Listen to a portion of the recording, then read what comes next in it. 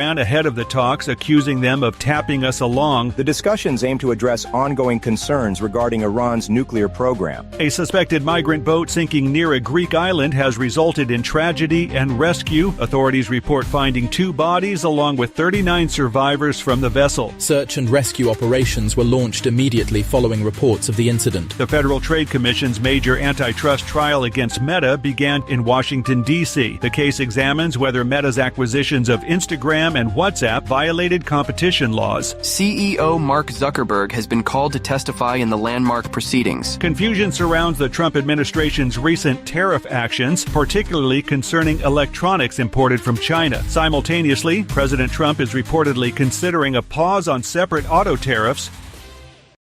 The opinions expressed on this program are those of the host or guest and should not be interpreted. We have no guests, so forget about that. Independent that one right fact-checking off and the table. corrections are encouraged.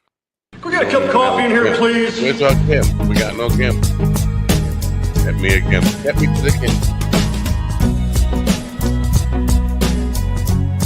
Is that rude? I don't say that.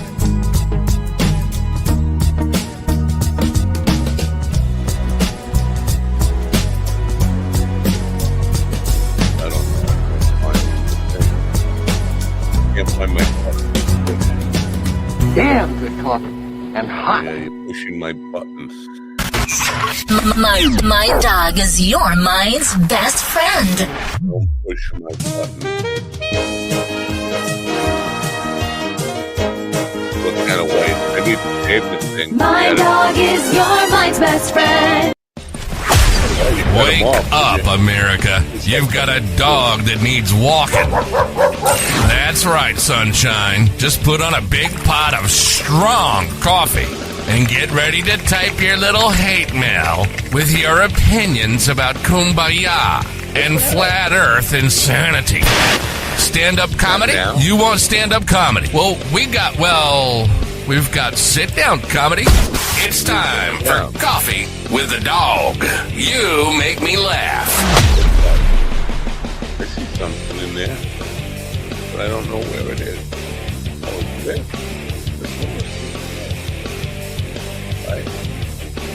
I didn't know you could see my stash over there. And I don't mean my stash over there. Man, that weight just let it go. I look kind of old. I'm kind of old, but I don't want to look kind of old. Am I right? Am I right? I don't think it's going to shut off. Right? Good morning. Holy Thursday, it's a show. Good morning, it's Thursday. Holy Thursday, April 17th, 2025. Is what you really should expect, because you're expecting a resurrection. You're expecting somebody to come and save you. Nobody is coming to save us. We're doomed. And why would you? You take one look at this.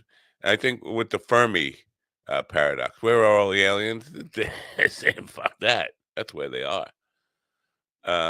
Why would they want it or anything to do with this shitty place? Is that a good morning message? That's a message from a guy with a little bit too much white in his beard who needs a shave. Anyway, a distraction from all the terrible bullshit in politics that that we're seeing right now. And you know what? There are 70 million people thinking, they're cheering it on. Yeah, this is not good. Before I get into the distraction, I just want to say, take a look at Mike Lindell. He's kind of funny looking, but look at him anyway. Mike Lindell put his life and his business online for Donald Trump in order to lie for the big lie, and the election was stolen, and got sued by Dominion and the other voting machine company, I forget what it was, lost his business, and he's destitute, and he's broke, and he's in court and can't pay his fines. And he's probably going to go to jail for Donald Trump. And Donald Trump won't lift a finger to help him, just like with Rudy Giuliani. Went broke for the guy. and he doesn't have it in his heart to even lift a finger for this guy. You really think he cares about you? I mean, think about it. Come on. Stop fucking kidding yourself. He doesn't care about the people who risk everything and lose everything for him. He doesn't care about your dopey ass. He never did. That needed to be said. You don't know. It still won't register because you're too fucking stupid. If you're one of the 70 million people who couldn't wait to get back on the Titanic after it sunk, there's no hope for you. But you're dragging the rest of us down with you. The thing is, they are trying hard to provoke a civil war, knowing full well nobody's got the gonads for it. Nobody's got the balls for it. We are a neutered resistance. I'm getting comments already. Evil. Oh, good morning, Evil. Haven't seen you in a while, or haven't noticed you in a while. And I do notice you, so I haven't seen you in a while. Anyway, good morning. In the music world, now this is the distraction for me. There's a guy named Giacomo. Are you familiar with Giacomo? No, Aiko, not that Giacomo. Giacomo is a guitar player with incredible skills, and I've been following him for years. I see him on Facebook, but he's mostly on Instagram. I don't see him on Instagram. You know, share the back of the bar. It shows up on Facebook. But the guy's really good. I would call him a jazz fusion player, but he plays like everything, a lot of different styles. Turns out he can't write anything on his own, and he not only can't write anything of his own, but he steals other people's compositions and puts them online and calls them his own, and then sells tabs for him, and he's been getting rich off it. But another guy I followed for a long time, and I'm surprised to see him all grown up now because I haven't seen him in a long time. Danny Sapko was the bass player from bass, Behs, bass player from England. I think England, somewhere in the UK.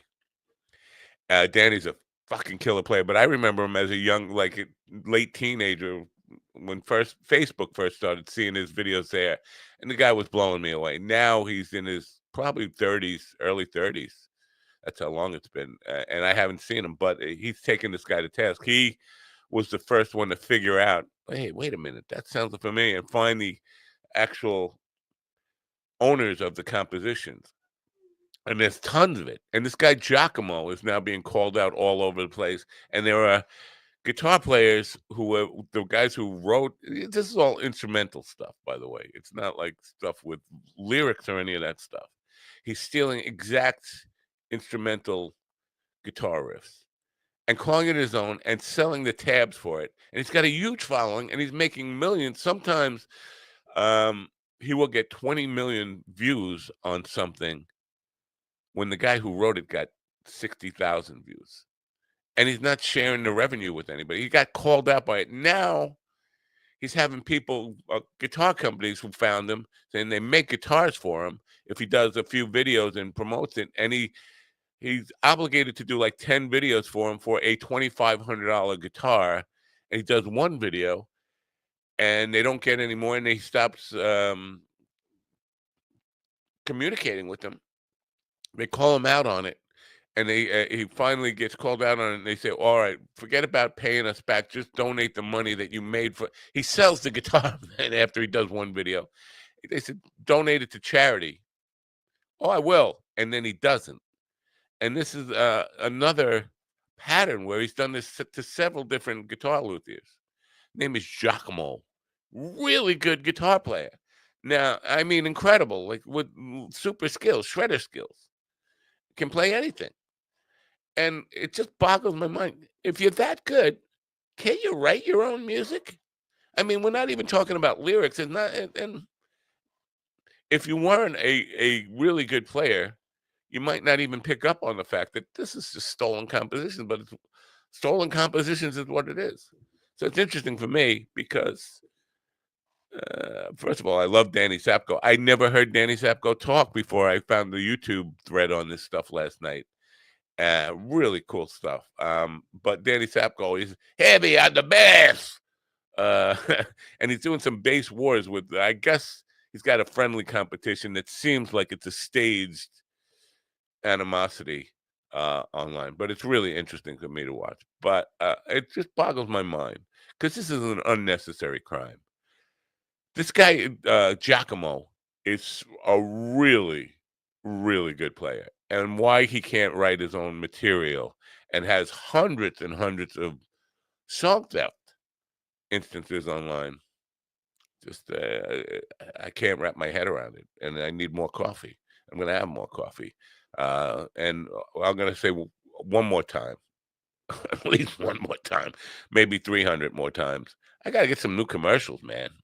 But in the meantime, I'm going to play this one, and then we'll talk to my favorite song thief, Stephen the Song Thief Ortiz, or whatever his name is now, and my other favorite song thief, Lyle Ferguson, in the background there. They're waiting to come in because they're waiting for me to find a commercial that I could actually play. I don't want to play Curiosity Box. It's like a 10-minute commercial. It's almost like Naked Wines where you just want to shoot yourself in the head. And all right, I'll just play fucking Mind Bloom again, won't I? Yeah, no, I'm not. I'm not going to play Mind Bloom. What do you think I'm going to play? With humble East Coast beginnings in 2015, Daily High Club is the premier destination for glass water pipes, vaporizers, and consumption accessories. If you're looking to elevate your smoking game to the next level, you're in the right place. With over 1 million top-quality smoking products sold, and with a growing base of over 10,000 monthly subscribers worldwide, we deliver the ultimate smoking experience. But Daily High Club is not just a retailer, we're lovers of the smoking scene ourselves, working with giants like Tommy Chong, Snoop Dogg, Chanel West Coast, and more. Ready to join the Daily High Club? Let our experts curate your collection with our awesome El Primo monthly subscription box, or grab one of our fun and unique pieces from our smoke shop. Click the link in the description below this video to get this party started now. Now, whoa. Now, I said now. Ladies and gentlemen, in the room with me now is, what is that? What's making the something? Oh, frog here, hold on. Here you go. I know what's making the frogs gay. Oh, yeah, I know what it says. You don't have to fake like you're in a wheelchair. Anyway, Stephen, the song thief, theft. Whatever his last name is. You need to tell me what your last name is when you decide what your last name is. Yeah, I haven't decided yet, man. How about Song Thief? That's a good last name. Song Thief. And Lyle Ferguson, the famous Long Island Railroad shooter, is with us this morning. Good morning, Lyle. Good morning, America. My dog. He answers to that. He answers it. See? I saw that. I saw it. All right. Motherfucker. I was talking to G.D. Ferguson, but I just testing to see if he G.D. Fenderson. Did I say G.D. Ferguson? Who is a cousin to G.D. Fenderson or something. But I was just seeing if he would fess up to being the Long Island Railroad shooter, and he just did. So we can send him to El Salvador. All right. I'm sorry. I interrupted you while I was sending you into a concentration camp. I'm sorry. You wanna? I'm done. Oh, that was it? I don't. Well, are you well done? No. Well, he doesn't look very pink, so probably. Sad. He looks sad. Stephen Amish poser lover of underage relatives. Underage relatives. Wait. That's specific. That's really gross. Have you banged a cousin or a sister or a brother or somebody? No. No. You know Giacomo? No, you keep saying Giacomo. I know of a Jaco Pastorius. Are you talking? Are those the same people? No. Here, I'll show you. Didn't Jaco Pastorius kill his girlfriend in the bathroom? Isn't that the guy with no feet? Yeah, he slayed her with cool bass lines. I was just wondering because I know when this is Giacomo, Instagram guitar thief, loses it all. I mean, there's a ton of this stuff going on. This is him, Giacomo. This guy down here, and that's Danny Sapko, who all grown up. I liked him better when he was a kid. He's weird now that he's all grown up. But he's a great bass player, Danny Sapko. Ew, did you hear that? Matt liked him better when he was a kid. See, it's not just me. I like nasty. He was a great bass player. Nope, He still cut is a it. great bass player, but he's a little different now. He's a little angry, and he's causing he helped or made Giacomo lose everything, which I like that about him. I mean, this guy is a thief, and he lost everything because Danny, exposed him. But now it's like, remember that Ken Tamplin thing I got involved with that caused me a bunch of hate and all that stuff. There's a lot of that. It's like everybody's piling on this guy. So I'm thinking. I don't know Giacomo. It's funny because I kept thinking, is he mispronouncing Jaco Pastorius? But you're doing it or making fun of the name. Like Jaco Homo, like Devo had that thing, Jaco No, Homo. he's Italian, but I think he's living in New York. Like Giacomo, I forget what his last name is, but he's from Italy. But he's living in New York, I think. But I think he lost everything. He lost his house. He's not doing well, and he deserves to not do well. The guy who he's stealing stuff from is one of the main guys, Jack Gardner, who is another great guitar player. Funny looking, weird, long blonde haired, feminine looking dude with a huge nose, but a killer player. Guys who can play stuff that I can't even wrap my head around. I'm like, wow, man. I mean, they take shredding and all the technique to a whole different level. They're doing slap guitar. They're doing all this, sweep picking, everything you could think of, every technique you think of. Do any of them slap their penis across the strings and play? Probably in private. Why is everything got to be like a sexual perversion thing with you? Why? I just miss Ron. Why? I miss Ron.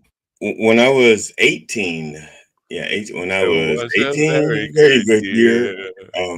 We used to 18 and 19. We used to go to the beach in Ocean City, and we used to have back then I had three guitars. I used to bring with me to the beach. Two acoustic, a 6-string, three acoustic, a classical, a steel 6-string, and a steel 12-string. And I used to bring them to the beach with me.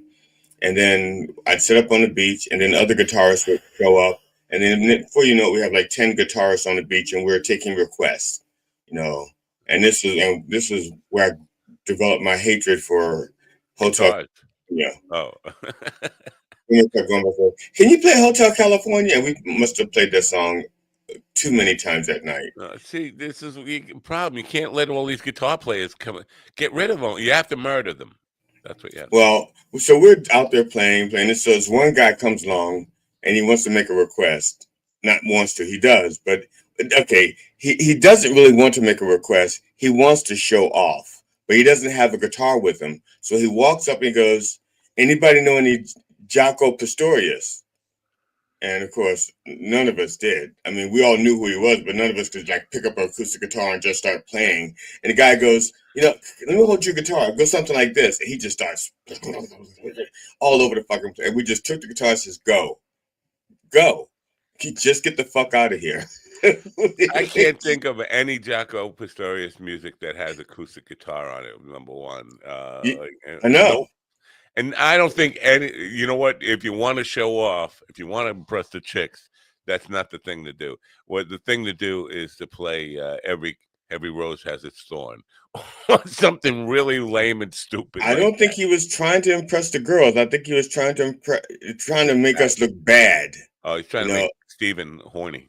Yeah, he's trying to make the rest of us look like, okay, we're taking requests, popular songs on the radio and stuff, and between the 10 guitarists that were out there, it could have been 8. I don't remember counting. Or also the number fluctuates, people coming and going as well. So someone says, "Can you play such and such?" We look around and see if anybody knows it. And then we teach each other real quick. It's okay. We're done. We got it. I think that guy is performing at Ron's Glory Hall in wherever, New Jersey or Pennsylvania somewhere this evening. That's his steady gig, his steady Holy Thursday gig. I believe it's at the Love's Truck Stop on in Harrisburg, Pennsylvania.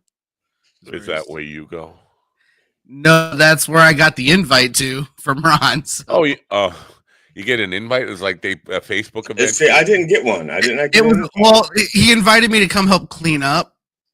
See, he's acting like that's an insult or a diss to not getting him. I am celebrating that I didn't get one. No, it's not a diss or anything. It's more like a surprise thing. But like, it's kind of like when Jason invited you to open for him in New York. When it's like, wait a second, he asked if I wanted to host it since I was putting it together. But I don't know. So it's like when Jason offered you to feature for him. And I'm like, what the fuck? That's like, you gotta be kidding me. I think he offered me to hold the door for him, is basically what he did. If you want to hold the door for me, I will let you. What the fuck, Jason? You know, I'm doing this stuff to try to mutually help both of our careers. And I'm not that he needs my help, but, No, I get it. Yeah. You would think, since you were instrumental in getting the whole ball rolling, he would at least throw you a few flakes here and there. Yeah. No, you definitely deserve a few flakes. I don't have a few flakes to give you, but I don't think that thing came to fruition anyway. No, he's still working on it. I talked to him yesterday. He's still working on it. He doesn't understand. He said that he started working on it and the ball got dropped. And he's trying to figure out where the ball got dropped. I know where the ball got dropped. So, but he didn't have time to talk because he was on his way to an event in Hollywood. A friend of his was getting her star on a Hollywood Walk of Fame, and she was having a party, and he was on his way there. Why they do this every day? I thought every time they added a new star, it was like news or something. Wow, they do this often. Yeah, well, I heard about it a couple of days ago. My wife and I was watching Colbert Show, and the woman whose star is getting it. She's her name is Cheryl something. I forgot. She's on Abbott Elementary. Was this Stephanie, the sitcom Ortiz? No, Cheryl something on Abbott Elementary. Fill my crack in. Matt, can I borrow your mafia connections to take a hit out on John Beavers? Why would you want to put a hit on John Beavers? He's a lovely fellow. Can you at least wait until I get an opportunity to? Her name is Cheryl Lee Ralph. Her name is Cheryl Lee Ralph, and she's getting her star on Hollywood. Well, this stupid fucking camera doesn't show my mustache because my facial hair is red and blonde mostly. No, it shows your mustache. I could see the cum stains in it. Yeah, thank you. Thank you. I keep him there for that reason. And he's like, he literally just texted me, can you just draw on a mustache? Like, what the fuck, man? And then I sent him a picture of my face with my phone camera that shows it. And then he's like, just use Rogaine. Motherfucker, right. I'm not old enough to even know what Rogaine is yet. Rogaine? It's a podcast with a short little midget, bald-headed midget. The Joe Rogan Experience. Rogaine. Got it. Joe Rogaine. So I'm thinking about dipping my toe in the water of this guitar controversy just for the views and the clicks. That's all. I mean, I don't really care. He's not stealing music from me, and why would he? Because my music is not of his caliber. But right. I would love him if he would steal music from me. Could you steal something from me?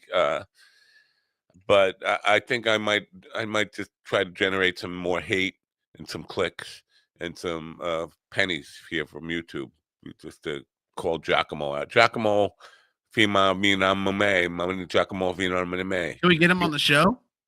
Speaking of on the show, Ann says good morning. Good morning, Ann. Good morning, Ann. And from Bakersfield. Good morning. Yeah. Well, I want to get Sapko on the show, even though Sapko is now, he's like a man. He's an angry Englishman. You ever, an angry Englishman. English, I don't know what he is. He's angry foreigner? He's definitely not Irish. Australian? Scottish? No, he's got like a UK. I'm not. If it's, you want to hear a little bit of just a few words from him? Not really, but okay. Yeah, you do. You do. I don't think I can anyway. I don't think it's showing up. Where is? Thank God. Sapko, where are you, Sapko? Here he is. Let me share this for. Oh well, here I do it here, and I'll do it here, and I'll do it. Oh. For those of you who Irish. Hold on a are second. watching on the radio and can't see us, I can't. No, I can't. I'm we pressing don't the have wrong buttons. anything. We don't have anything to Where's describe the- because we're just sitting here waiting for I'm Matt hearing to. Chapko yell in my ear. Hold on. All right, sorry. Well, the time has finally come. A YouTube apology video. Is that his real voice? I think to get this content creation thing right, man. I've annoyed quite a few people on Planet Base this week, and one person in particular thinks I've been Maybe a real Scottish? 24-carat solid gold dipstick. Maybe. That sounds Scottish. All right, that was enough of him. Let's get rid of him. You know, you're right. It's a really vague European accent. It's very vague. No, Europe is a very big place, and they're like so. Obviously, it's not a French accent. Obviously, it's not a German accent. So it's one of the British Empire. It's one of the British empires. You know. Well, if Liverpool and Dublin got together, that's what I'm hearing. Kind of what it sounds like, yeah. Or maybe a little Glasgow. I don't know. Bath. But Coombe. It just doesn't sound extremely like one specific area. It sounds like a mix of a few. I never heard him talk before last night. I followed him for probably 15 years. The guy is a phenomenal bass player. I mean,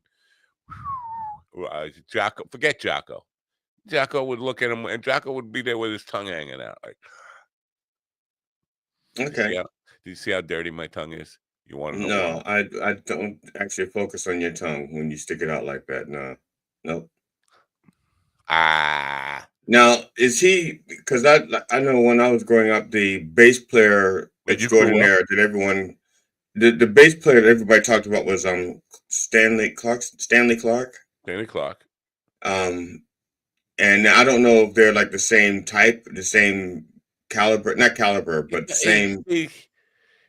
There were different kinds of techniques. Stanley Clark was good at what he did, but he did a lot of hammering, I think, and slapping. And take Jaco Pastorius, Stanley Clark, Chris Squire, Flea.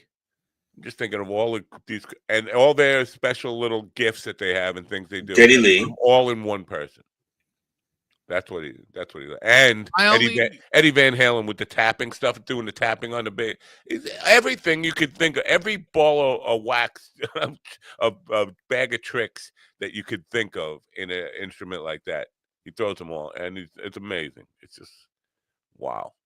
And then there's another guy who is definitely English, a red-haired English dude, and they go back and forth with videos taunting each other, and then they came out to do a bass battle, and I was just like, oh man, these guys, it's incredible how you can be that good and not be in touch with popular music or creating anything for the masses. You know, the temptation to be a rock star and get that kind of money. The YouTube guys, and I suppose they make a good living at it, but the world is changing.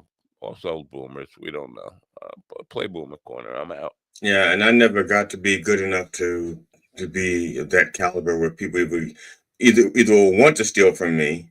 I've had some local guitarists borrow from me, so to speak, or tell me that what you did. I'm gonna back up a little bit. Back up. No, you're still sitting there. Back up. All right. Okay. I used to play in the band I played in, Modern Ideal, back in the 80s. We had a very, very good drummer. And at one point he quit. He just quit the band because he says, you guys aren't going anywhere.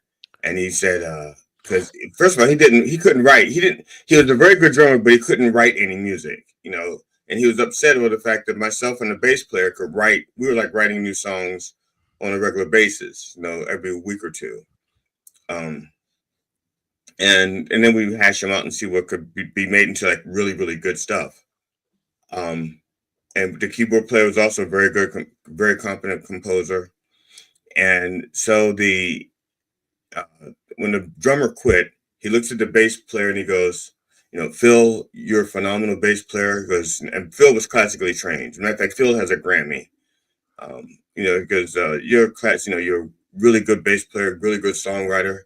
I really respect you. Then he goes to the keyboard player, says, Doug, you're you're a really good keyboard player. I really respect you. Blah blah blah." And he looked at me and he goes, "Glenn, you suck. You fucking suck." He goes, I have no fucking idea what you're trying to do. You don't sound like anybody." He says, "Pick a style, any style, but you don't sound like anything I've ever heard. What the fuck? You just suck. You suck. You suck." That's kind And of I a looked at hurtful him, thing to say. and he, Yeah, that was what I mean. and I looked at him, and I didn't know what to say, and because I was like, because if I actually sucked, I mean, Phil and Doug, if I sucked, they'd have gotten rid of me.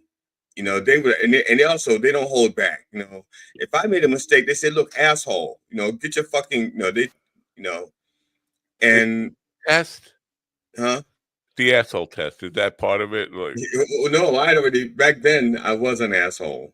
uh, Oh, he didn't Yeah. need to testify that out. I didn't need a test back then. I didn't need to test until I got older because I thought I was, you know, I was pretty convinced I was cured of assholism, but I thought I was cured. Well, so after he quit and left the band, you know, I mean, he quit and just walked out. He didn't get a chance to slam the door because he had to like walk up a lot of stairs and leave them. By the time he left, there was no, we wouldn't have Oh, heard it's the a door real slam. awkward walk away. Yeah, he did, and walked away, and we didn't hear the door slam. And so, and I looked at Phil and I looked at Doug and I said, "Do I suck, really?" And I said, "Do you guys think I suck?" And Phil goes, "No, that's why we got you, because you don't play like anybody else. We got you because you're different. You know, that's why we like you. You don't play like other people." A polite way I of said, saying "Okay." I said, "Okay." And then 5 years later, 5 years later, I was at a brunch with the woman I was living with at the time, and he walks by. The drummer walks by, and he sees us eating, and I said, "That's my old drummer from 5 years ago." And he sees me, and he walks over, and he goes, "Glenn, I owe you an apology." And I said, "What?" He says, "When I quit the band, I said you sucked and you didn't sound like anybody." And he goes, "And I'm now hearing other guitarists doing what you used to do.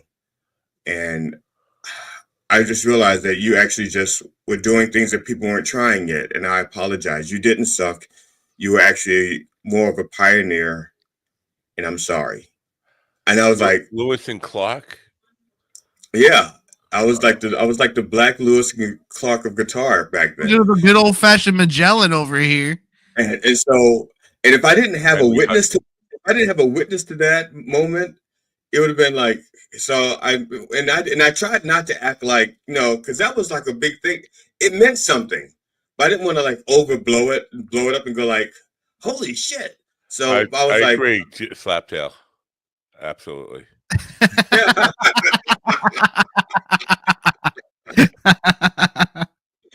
So, like I said, the people on the radio. Wait, I have to say it for the people on the radio because they don't know what Steven just laughed at. All right, that's what Steven just laughed at. Go ahead. Oh. And so, like I said, I didn't have a witness to that moment, because then I went to, you know, Doug and Phil, and I told them what had happened, and they go, "See, yeah, he just had to come around. That's all." Ew. So basically, and then you went to Paul Simon and said, "I got a good idea for a song. I met my old drummer on the street last night." Why am I so fucking lame? I should just kill myself for that. I don't think it's because you're lame. I think it's because Welcome to Boom Corner, the only corner that you can get stuck in. I don't think that. I think if you fuck with what's his name now, Paul Simon again, he'll probably kill you. You won't have to. Why? He's getting to the point where we're going to lose him soon. I know. Yeah, and he's going to want to go out. He's going to want to be remembered for something other than being the other guy next to being in Simon Garfunkel's shadow. Right. He put out an album last year, and it was all about death waiting for him. Kind of. It was a very serious. Yes, I love Paul Simon. He's one of the gifts of my lifetime as far as music goes. A great writer and a underrated guitar player. People don't realize how good a guitar player he is. But it will be sad to see him go. Yeah. I'm now gonna cry. But this is an enigma to me because you mentioned the drummer couldn't write, but drums, that's not But Neil melody. Peart was a good writer. But see, But there's a difference Neil between a Peart knew musician. melody and he knew piano. He could Yeah, write and he wrote lyrics. he was a musician who just happened to play drums. Right. But this guy Giacomo, he's amazing. He's a virtuoso, but he can't write, or he's just too lazy to write his own stuff. He just rather steal stuff, and the stuff he's stealing, he has to put in a lot of time to learn this stuff. It's like hard, really hard, intricate music. I can't wrap my head around why you would do something like that if you're that talented. Does it make any sense to you if you're Is that he even good really to play stealing? Like, when you say stealing, what do you mean by stealing? Like, is he Somebody- like? You don't know what stealing means. No, I just mean like, is he just playing covers online, or is he like? No? When you listen to, well, basically, this guy Jack Gardner, who's a virtuoso, will write a piece that he does for a YouTube video. He'll get 60,000 views on it. It's all intricate, just shredding and guitar technique, melody lines on the guitar, but hard melody lines, and fast and melodic and modal stuff. And then the guy rips it off note for note, exactly same tempo, same key, every fucking note in a shredding thing, like it's exact cover of that, and calls it his own, and then sells the tabs to other guitar players so they can learn that stuff, thinking it's Giacomo's original material. And he's done it 500, 600, 700. So he's not even just taking the material, he's like legit profiting off of it in many ways. He's getting 20 calling it his own. views, so he's getting a huge YouTube income off it, not crediting the original or calling it his own piece, then selling tabs on top of that, then taking guitars from manufacturers and endorsing them as he's this guy who came up with this stuff. It's the most outrageous. It's not just like you stealing a joke from Landau now and then. It's like completely stealing everything and then selling it in multiple revenue streams, and getting rich off it and never crediting Luca Stricagnoli. No, Luca. My name is Luca. He lives upstairs from me. My name is Luca. What about Billy Strings? You familiar with Billy Strings? Billy Strings. He's I don't want to say a country guitar player, but he's country adjacent, but he's really good. He's really good. Yeah, I know the name. Luca, I don't know, Tracanoli. It sounds like something I'd order at an Italian restaurant. Mr. Cagnoli. Yeah. Speaking of Italian restaurants, we'll take a little kiss. A kiss. GD wanted to talk about food. Well, no, it's just okay. See what had happened was what just the thought because Stracanoli sounds like something I'd order in an Italian restaurant. Welcome to Minucci's. Yeah, somebody brought up Jewish food the other day. Like they went to Seder dinner and it was just terrible. And it's like the Jews, New York Jews and Italians are almost the same. Almost, you can't tell a New York Jew from a New York Italian. Until Passover. Until you get to the food. And then when you get to the food, the Jews are just, there's no such thing as a Jewish restaurant. You can eat a Greek restaurant, deli. They call them delis. That's all right. That's fair. But other than that, sandwiches, Jewish food, and they won't even let you mix meat and cheese. So fuck that. Well, that's okay. Yeah, that's I don't know if that's in general, but that's just for the Passover dinner. No, they don't.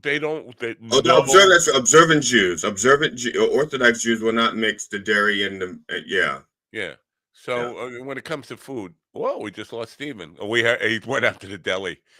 He's gone. Important when streaming to a profile viewer comment. Oh no, that's not. I don't know what happened. He's back. There you go. Fucking weird gay guy. Anyway. So the Jewish food is just forget Jewish food. There is no good Jewish food. Not one. I mean, a Reuben sandwich. I know. I mean, a good corned beef. A good corned beef is Irish, isn't it? Well, Irish. The ish is still there, but the ooh and the I, Jew and the R, I. Sounds like you're having a stroke now. Stop. It's okay. We get it. I am having Hey, a stroke. you know what, Matt? You know what? You're kind of like the physical incarnation of that other guy's voice. Like he sounds vaguely a couple things. You look vaguely a couple things. Beth? You mean Beth? Yeah. It's a bass. I don't know.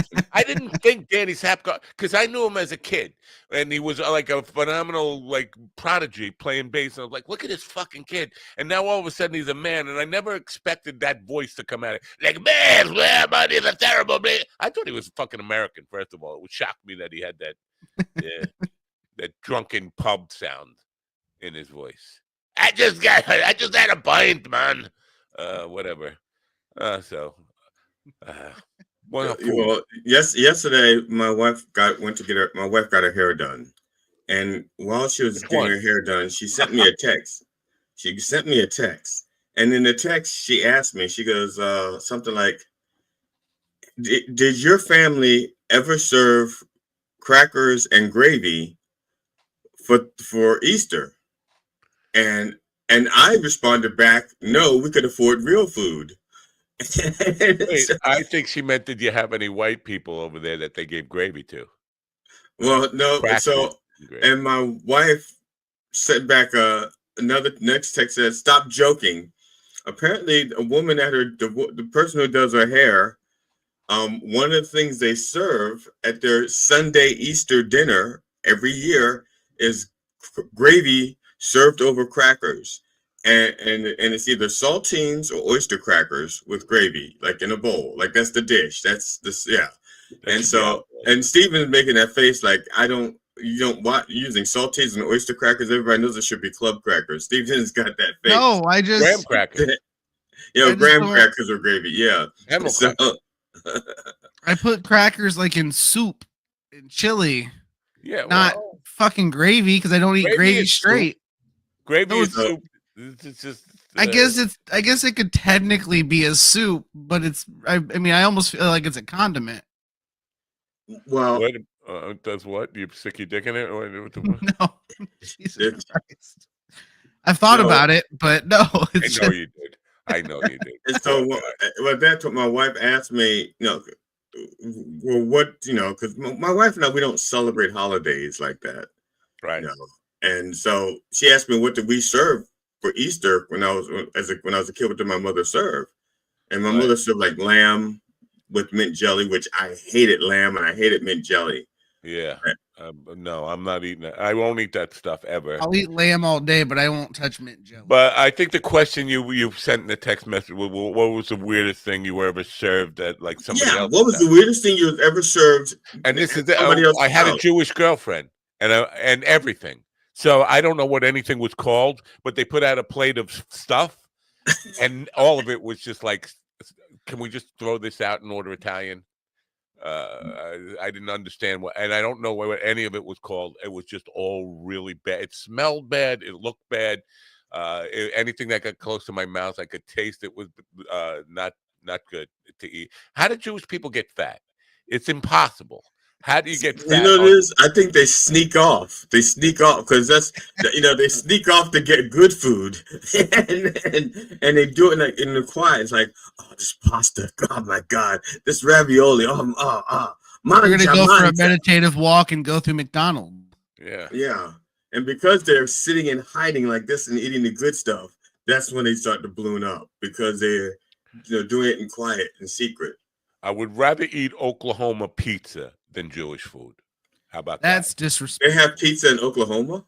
That's what I mean. It's basically Heinz. Is that gravy and crackers? Yeah, it's a slice of bread, some ketchup, and some American cheese on top. Yeah, it's pizza. No, it's not. It's fucking garbage. I think the weirdest thing I was served at a holiday. Did you say Easter specifically, or just? Oh, no, just in general. In general was our first Christmas in Alabama. My family had a hog roast. Oh, hog roast. They had a hog roast, and that's what they called black people back then. You don't look roasted. Oh, I'm sorry. That was a terrible thing. All right, you fucking sorry. mish. So you were eating Anyway, motorcycles? no, it was a pig, and I was served pieces of brain, cheek, and hog maws. Hog balls. Yeah. Is that what that is? That hog maws? What? Hog maws. HOGMAWS, I believe it's. What'd you call me? No, I don't know the technical term for any of that. But that's what I was. Steven's Christmas in Alabama would make a nice special for on the Hallmark. Oh, okay. No, okay. Hog maws is the muscular wall of the pig stomach. Oh no, no, this came from the farm, but they gut the whole thing. So before we go any further, yeah, I was sitting here last night doing some work, and my wife came in. She was home early from work, and she said she caught you. Well, no, listen to this line that she delivered to me, and tell me what you think of it. She said, "I came home to vomit all over the bed." And my thought is, if you made it home, why didn't you go to the bathroom? Your side or her side? All over the bed. Okay, well, yeah. But I if would you be concerned, if you kept it to her side. You came home to vomit on the bed. That's what it sounded like. But no, she came home and found vomit on the bed. But it sounded to me like she came home purposely. I got to get home. I got to go vomit on the bed. I came home to vomit on all over the bed. Wait, okay, like I arrived to. Okay, yeah. This is what I happened to find. To come home. You could have vomited all over work and then come home after that. Or in the front yard before you came in the house, and the chickens would have eaten it. The chickens would have eaten it. Win-win. You made it to the house, get to the bathroom. Why vomit all over the bed? That doesn't seem. But she meant the cats had vomited all over the bed, so she came home to find. But she left the word "find." Came home to find vomit all over the bed. She said, "I came home to vomit all over the bed," and couldn't understand why I was confused by that. Stephen, is your audio has been down for about 45 seconds to 45. Yeah, I muted it. Sorry, I was coughing. Oh, now you mute it. That's a feature, not a bug. Now you mute the coughing. Yesterday you like coughing and sneezing and farting all over the place. The one that snuck through. Look, the one was an accident. It snuck through. Okay, it was not on purpose. I thought it looked on purpose. It looked like you went. Yeah, that's what it looked like. And then the other one was like you took the mic, pointed at your ass, and went. I never once farted yesterday. I'm confused. At least not while on the show. Like that. You keep track.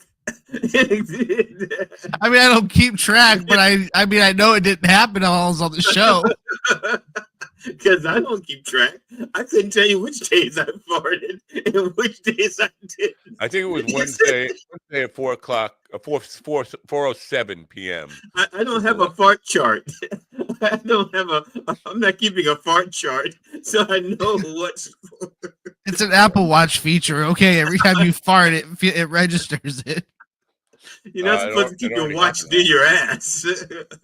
Well, I wear it on my dick, so. Oh, yeah. Those watches are smaller than I thought. Yeah. Right. So now, bad news. Bad news. Are you ready for some bad news?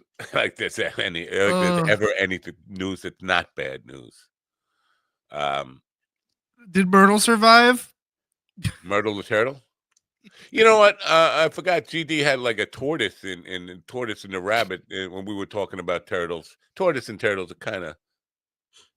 Yeah. Close. Yeah, what about it? Well, it was just a coincidence that you were somehow predictive that we would end up talking about turtles somehow yesterday. Oh, and I guess it's predictive that we'll be talking about eggs and Easter baskets because that's what's behind me today. I want to talk about this idea of resurrection and somebody coming to save us. I have a resurrection.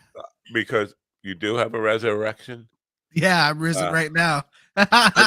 just so you know, Matt, I did reach out to the resurrection people. No, the Federal Workers Legal Defense Fund, to see if they want to have one of their representatives come on.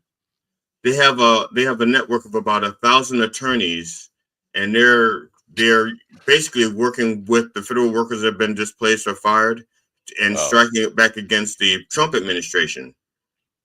Time for lawsuits and the time for guillotines. The time is for guillotines. Yeah, but here's the thing. If any of their lawyers watch this show, they're going to be like, no, my client cannot come on this show. But I'm not talking about the clients. I'm talking about the attorneys themselves. Yeah, the lawyers. Lawyers themselves. Or at least someone from the organization. Yeah. At least one of the representatives from Federal Workers Legal Defense Fund. I'm so tired of lawyers. I'm so tired of talk. It's time. They're trying to. Here's the deal. They are trying to provoke. Look, I said, here's the deal. Are you going to take credit? I owe you. Every time I say here's the deal, I got to put a nickel in his cup. Yeah, I have to take my cup off because I'm wearing it because I'm just in the case cup you broke 3 years ago. Oh, that one. Wait a minute. Which one is that? Oh, this one. Yeah. Oh, it's all broken. I still have it. You invented a new instrument there. Yeah. They're trying to provoke a war, but they know more cowbell. They know nobody's got the balls to fight a war, but they are trying hard to They think that social media or even Fox News is the place for due process. We came out with a document on X that proves he was a gang member. That's not due process. I'm sorry. And here's the bottom line of all this. If they really believe they could prove this guy was a gang member, they'd do it in a court of law and be done with it. It would be a finalized thing. And then everybody said, fine, leave him where he is. But they can't prove that. So they're going on social media claiming they can prove that.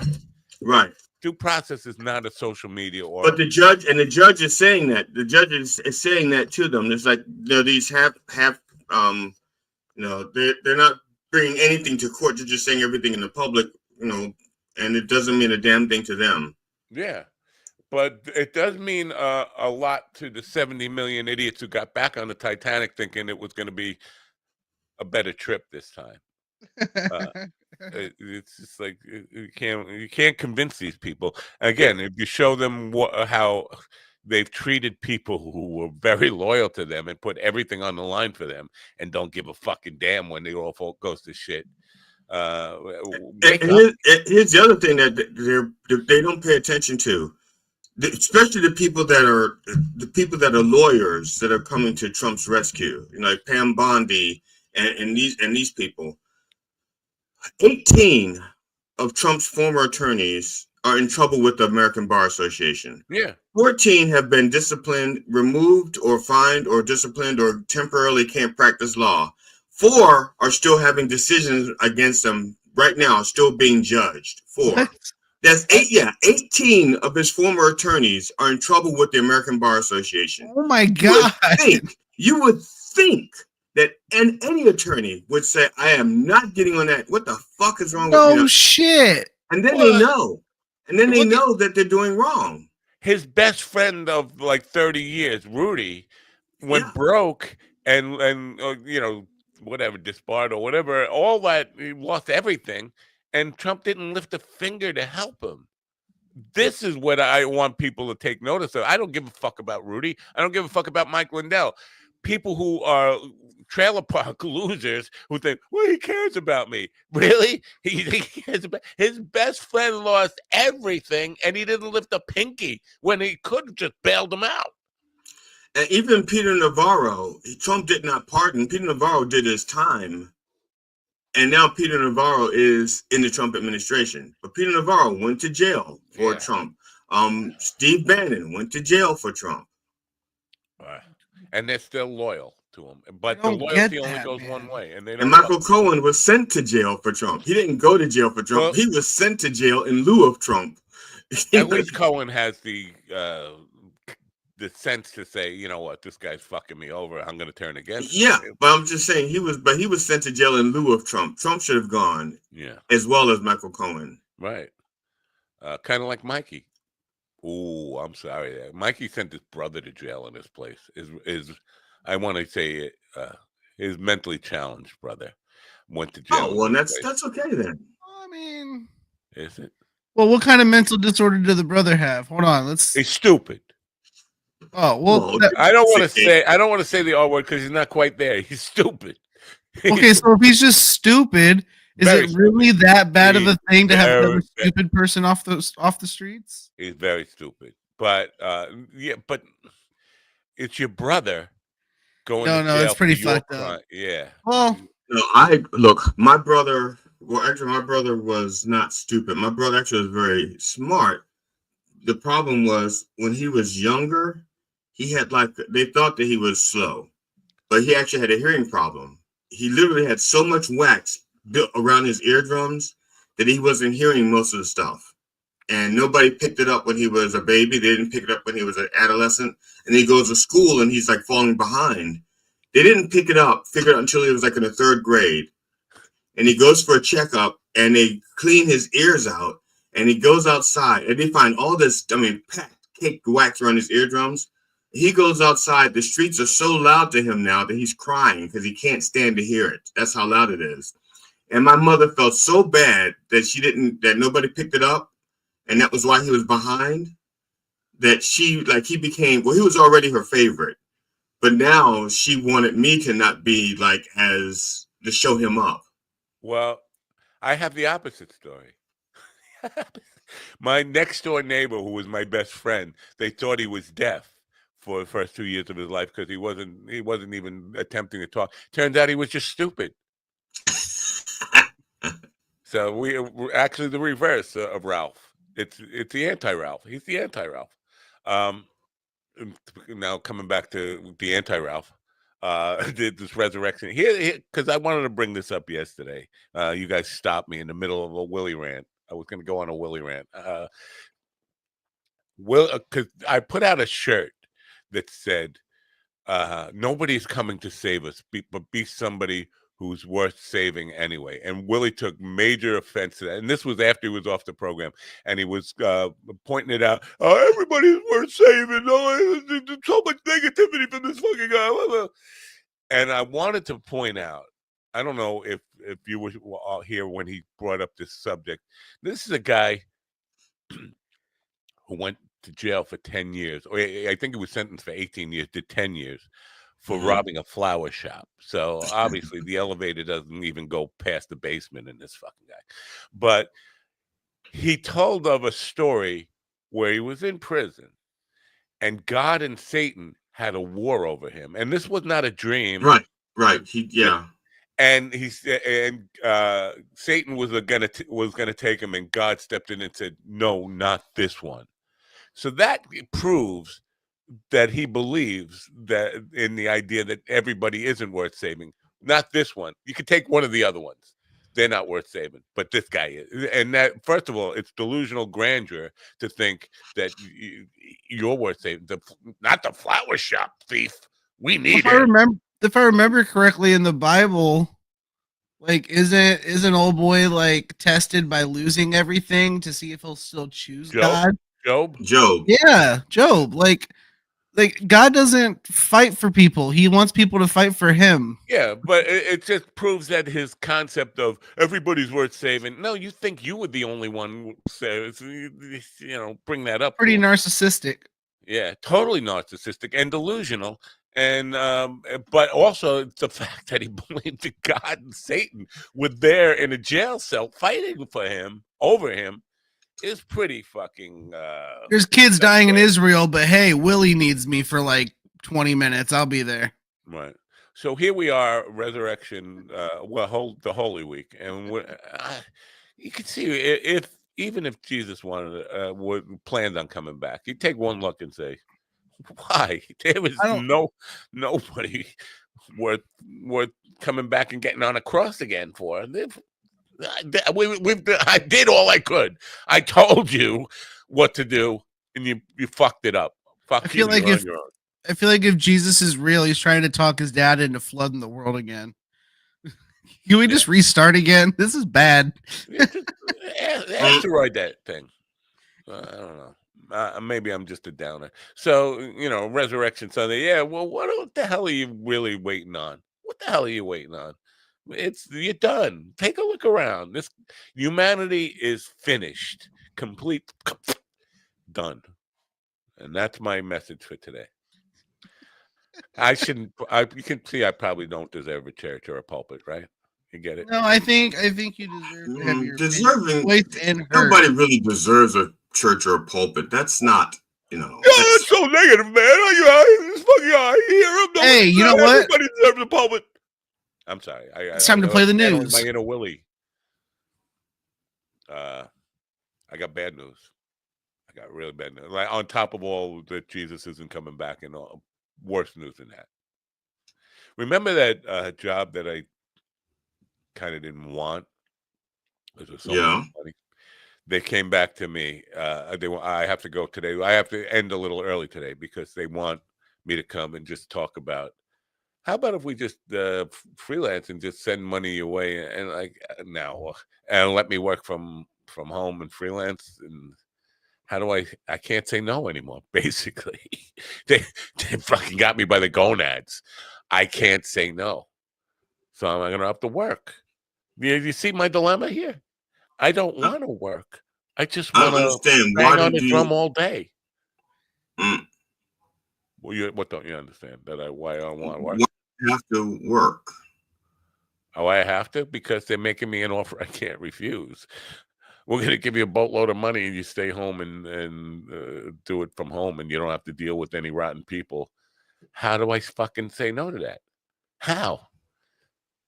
You see my dilemma here, don't you? Stephen, you get it. I don't understand. You are that good at what you do that they are like saying, Matt, you are the one. You are the Neo of our Matrix. Yeah. Well, obviously they're stupid.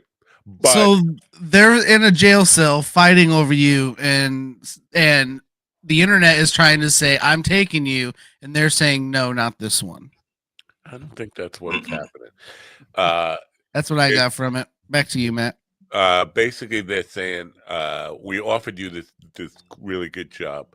Now, we didn't hear back from you on it, and we thought you'd take the job. How about we just send the money away? Like, damn it. All right. Fuck. I'll take it. It's an offer I can't. I'm going to make him an offer he can't refuse. Sit home and get the money. But I get that reference now. You do? Yeah. What does it have to do with? Is it Easter Bunny? The Easter Bunny? Or The Godfather? No. I don't know. I never saw that movie. What is that? Is that a Don't do that to me. I took so many hours out of my life to watch those goddamn movies. It's an hour and a half, 2 hours. What is it? No, they're the director's cuts. Each one's like 3.5 hours long. Kind of like the show. Too long. Just too long. So you see my dilemma. I'm going to have to be doing marketing work for. I think the economy is just going to completely crash, and I'm not going to. Nobody's going to have a job soon anyway. But for the time being, I'm going to have to do something. I don't want to do something. I just want to bang on a drum all day. I really do, and I don't even want to bang that hard. That's fine. One drum.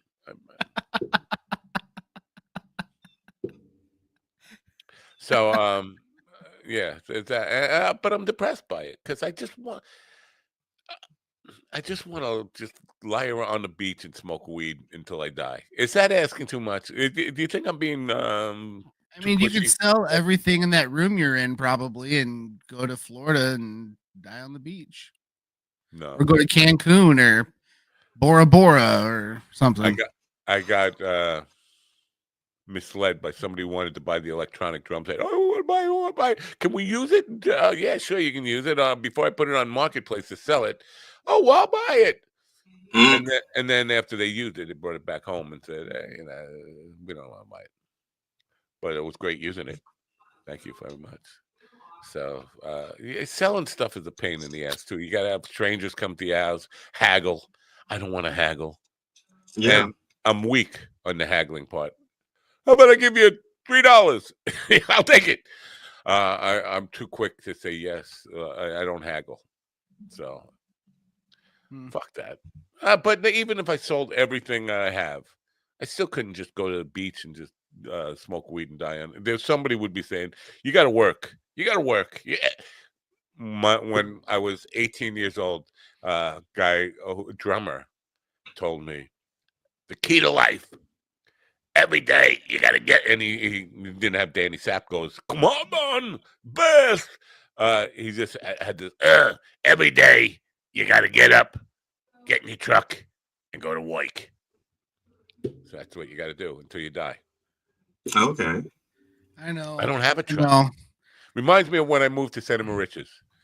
When I moved to Santa Mauritius, Long Island, which is a rural town, it's also a boating town.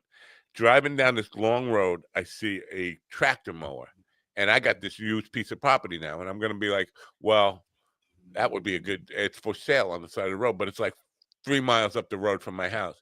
So I walk down there. I go, I tell the guy I'm going to ride it down the street. I'm going to ride it all the way home. He goes, where's your truck?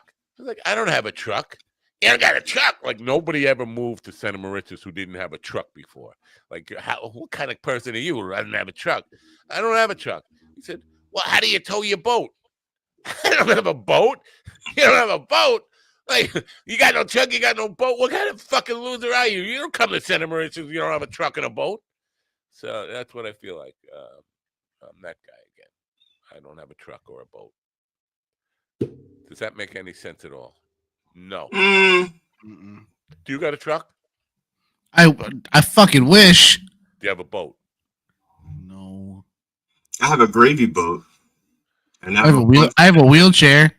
And I have some toy trucks. You got crackers? Besides Thanksgiving, I mean. No. See that. Yeah, what good are you? We gonna play the news? News? Fuck news. What's news?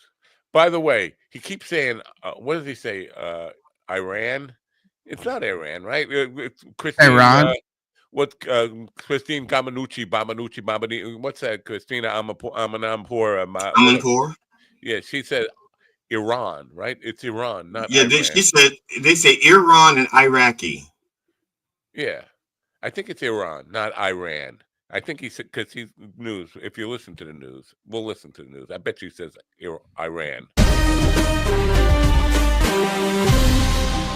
The Federal Trade Commission's major antitrust trial against Meta began in Washington, D.C. The case examines whether Meta's acquisitions of Instagram and WhatsApp violated competition laws. CEO Mark Zuckerberg has been called to testify in the landmark proceedings. The outcome could potentially force Meta to divest these popular platforms. This trial represents a significant challenge to the tech giant's business structure. Kevin Sanders reporting. A suspected migrant boat sinking near a Greek island has resulted in tragedy and rescue. Authorities report finding 2 bodies along with 39 survivors from the vessel. Search and rescue operations were launched immediately following reports of the incident. The survivors are receiving medical attention and support. This event highlights the ongoing dangers faced by migrants attempting sea crossings in the region. Benjamin Wright reporting. More rounds nuclear talks between the U.S. and Iran are scheduled for this coming Saturday. President Trump criticized Iran ahead of the talks, accusing them of tapping us along. The discussions aim to address ongoing concerns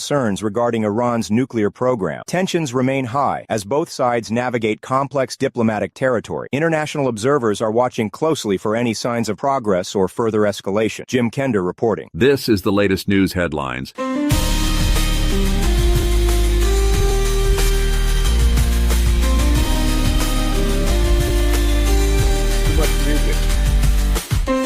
Ohio Senator J.D. Vance had a near mishap during a White House event celebrating the Ohio State Buckeyes football team. The senator nearly fumbled the team's national championship trophy during the ceremony. The Buckeyes were being honored by President Trump for winning the college football national title. Thankfully, the trophy was secured before hitting the ground. The moment provided a brief, unexpected bit of excitement during the otherwise formal White House event. Kyle Norris reporting. A magnitude 5.2 earthquake struck Southern California on Monday near the town of Julian. The shaking was felt across a wide area, including San Diego County. The U.S. Geological Survey confirmed the preliminary magnitude of the tremor. Residents reported feeling the jolt, and officials are currently assessing the situation for any potential damage. Authorities advise residents to be prepared for possible aftershocks following the initial quake. Jessica Oakley reporting. Confusion surrounds the Trump administration's recent tariff actions, particularly concerning electronics imported from China. Simultaneously, President Trump is reportedly considering a pause on separate auto tariffs. The administration exempted some electronics from steep levies shortly after announcing them, causing uncertainty for businesses. The potential pause on auto tariffs aims to give U.S. car makers more time amid concerns about the economic impact. These developments inject further volatility into the ongoing trade discussions. Lawrence Keller reporting. And that's the latest news headlines with Alan Edwards. If you think that's the latest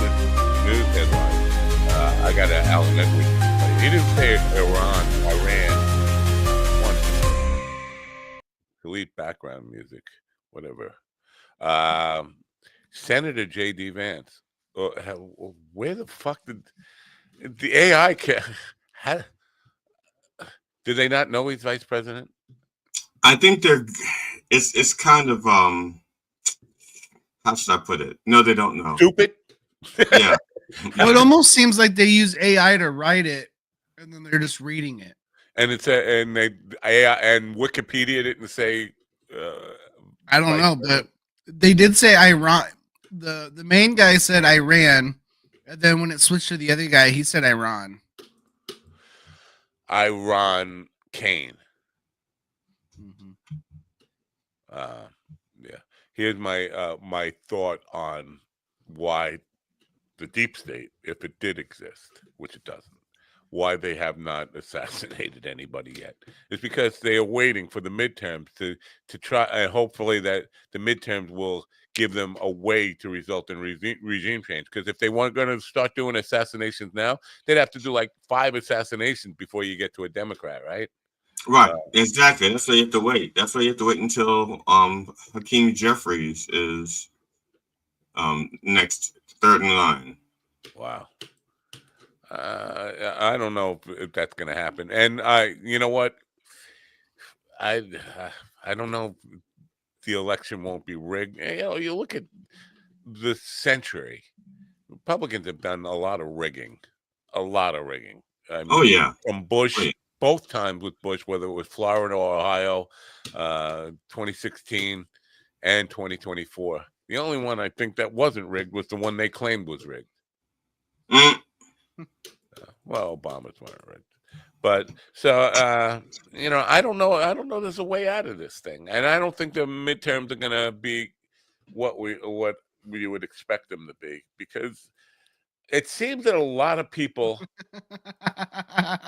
what did I just miss? He is what? Get out of He is Rizern. He is Rizern. Rizern. Shouldn't it be R-I-Z-ern?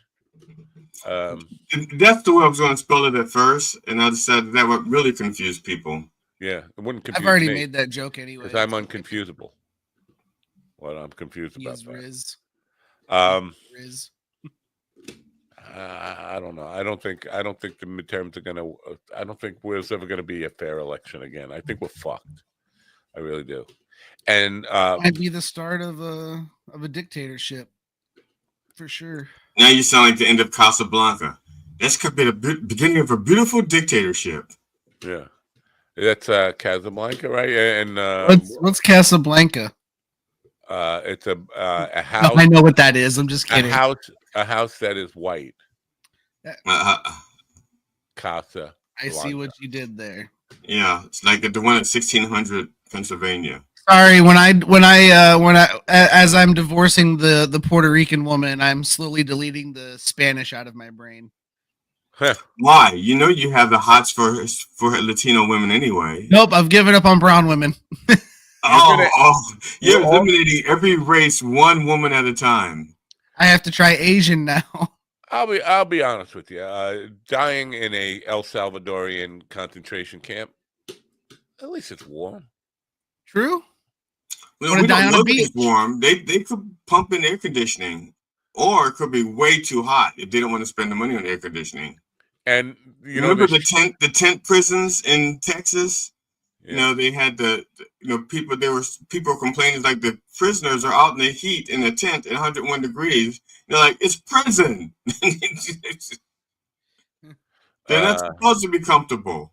What am I missing here, Mr. Tongue, otherwise known as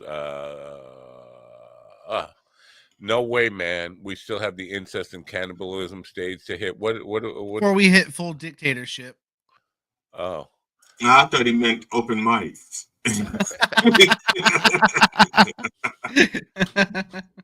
So I know it wouldn't appear this way, but we do have a full count. Again, nobody.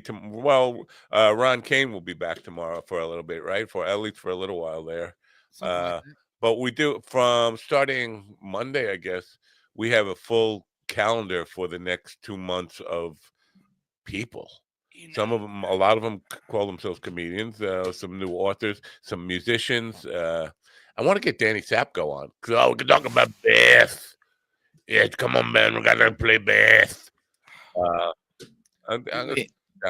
Maybe I get Sapko and Giacomo on together and have them like do a Mencia Rogan thing. Ooh, that'd be fun. It would be good for the ratings, right? Yeah. Among musicians, we get a bunch of fucking geeky ass musicians tuning in. But hey, I don't at any point in the storm. These are your people, Matt. So yeah. You guys ain't doing any shows yet, are you? I have booked a gig on the 25th of April, in Mishawaka. That's next weekend, right? Mm-hmm. All right. Where's that? In Mishawaka, Indiana. Huh? Mishawaka, Indiana. It's basically South Bend, Indiana. Is there a North Bend? No. Is there a West Bend?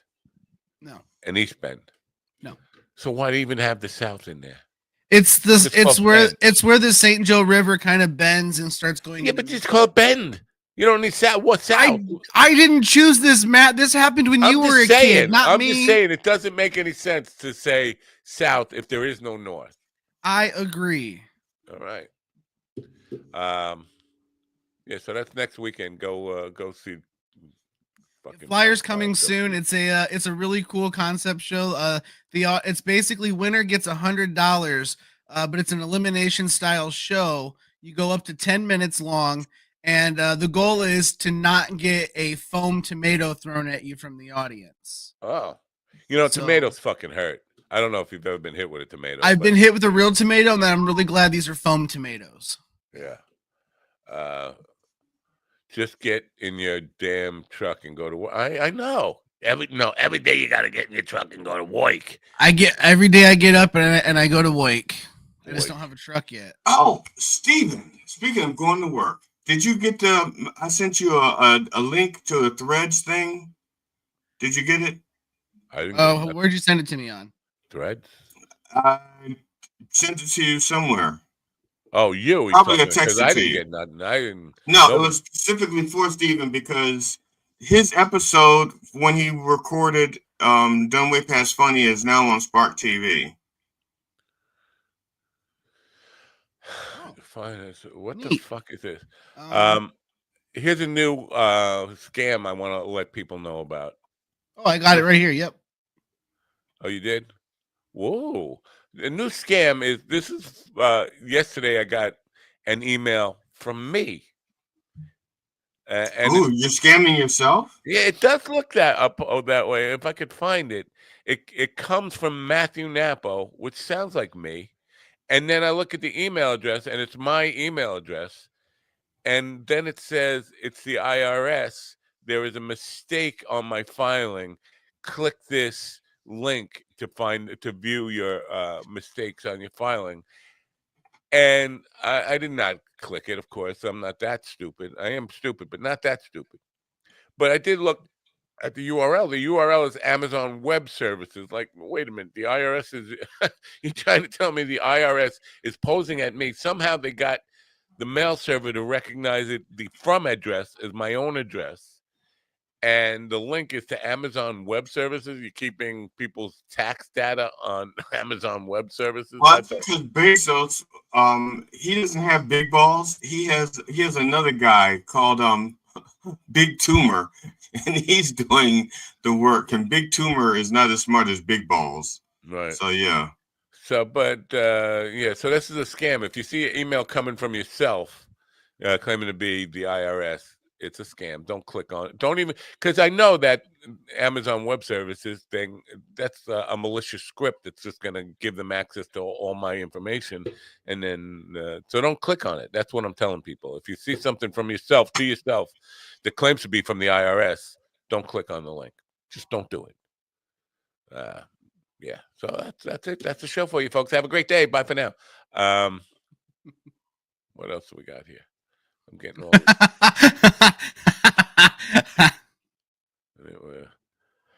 Every now and then. The thing is, it's not a mystery. It's not a mystery as to why it's black. Matt tells us if he has the funds, he dies it. Every now and then, I need a night where the air hums with electricity, no labels, just pure connection, two people lost in the vibe. Go away. I'm just reading. Is that another Jocko homo thing? Jocko. Carter Fox, a bass player extraordinaire, has sent his publicist, and I said, "Yeah, fucking book him, man. Another great bass player." And just show, as I'm watching these bass battles between Danny Sapko and that other English dude, that came to me. I was like, "Wow, somebody are these publicists spying on me now? What's going on?" What's going on? People just spying on me all over the place. The Meta thing I wanted to talk about, because I hope Meta loses whatever this lawsuit monopoly thing is going on. I hope they lose. But what happens if they lose? They have to sell off Instagram and WhatsApp. What about Threads? And how does that affect anybody if they are found guilty? I don't know what exactly this would change, honestly. I think it said, what did it say? Like de-invest? I will say this, Ian. You're right. It is mysterious. It's mysterious to me because I have not dyed it in 2 months. I think it's shoe polish. Shoe polish lasts a lot longer than Slurpee. I don't know. Were you a fan of the old Mind Dog radio show? Because shoe polish was my stalk. Shoe polish? My stalker had a sibilance problem when he called up. Your stalker, this is the stalker, the midnight stalker. When you think it's quiet and lonely, I'm gonna sneak up behind you and stick my foot up your ass. Shoe polish. And I was like, shoe polish? What the fuck are you talking about? He's talking about after he took this boot out of my ass, it would be brown. But shoe polish. Super gay. It tickles my mouth to do that. But you would think that his shoe would be brown not from the shoe polish, but from the shit. Right. Or the Shinola. You don't know shit from Shinola, do you? You can't tell them. They smell different. I don't know. Maybe. I don't know if it's time to shit or wind my watch. Maybe I'll shit on my watch. That's a Colin thing. I just stole. Because I am a joke thief. I've been hanging out with Steven, and I'm learning the art of joke theftery. Joke theftery. Great. What? Well, Steven, does that upset you that I make fun of your joke thieving ways? I'm so not a joke thief. Borrower. Yeah, I don't know. I don't take Hi, jokes. Dave, can I borrow a cup of joke? I'll gladly pay you Tuesday for a joke today. Yeah. No. Well, okay. I am a purveyor of my own funnies. No, really. Tell the truth. Come on. Stop. I'm not a thievery. Come on, home wrecker. Come on. You can admit it. See, now Slaptail says Slaptail is with Ian. Ian and Slaptail are going to get together on this. He should steal from better comedians then. Right. If I was going to steal jokes, I'd steal better jokes. I don't even know this about Ian, but Ian is no. See, theft is a crime of opportunity. You see, theft is a crime of opportunity. If I go into a parking lot night and I'm like, I go in to steal like a Porsche, but there's a Yugo available and it's really easy, I'm gonna take the Yugo. Even because the Porsche Yugo is not going to be worth the time in jail, though. The Porsche is going to be worth. He said Yugo. I thought he said Negro. I was like, wait a minute.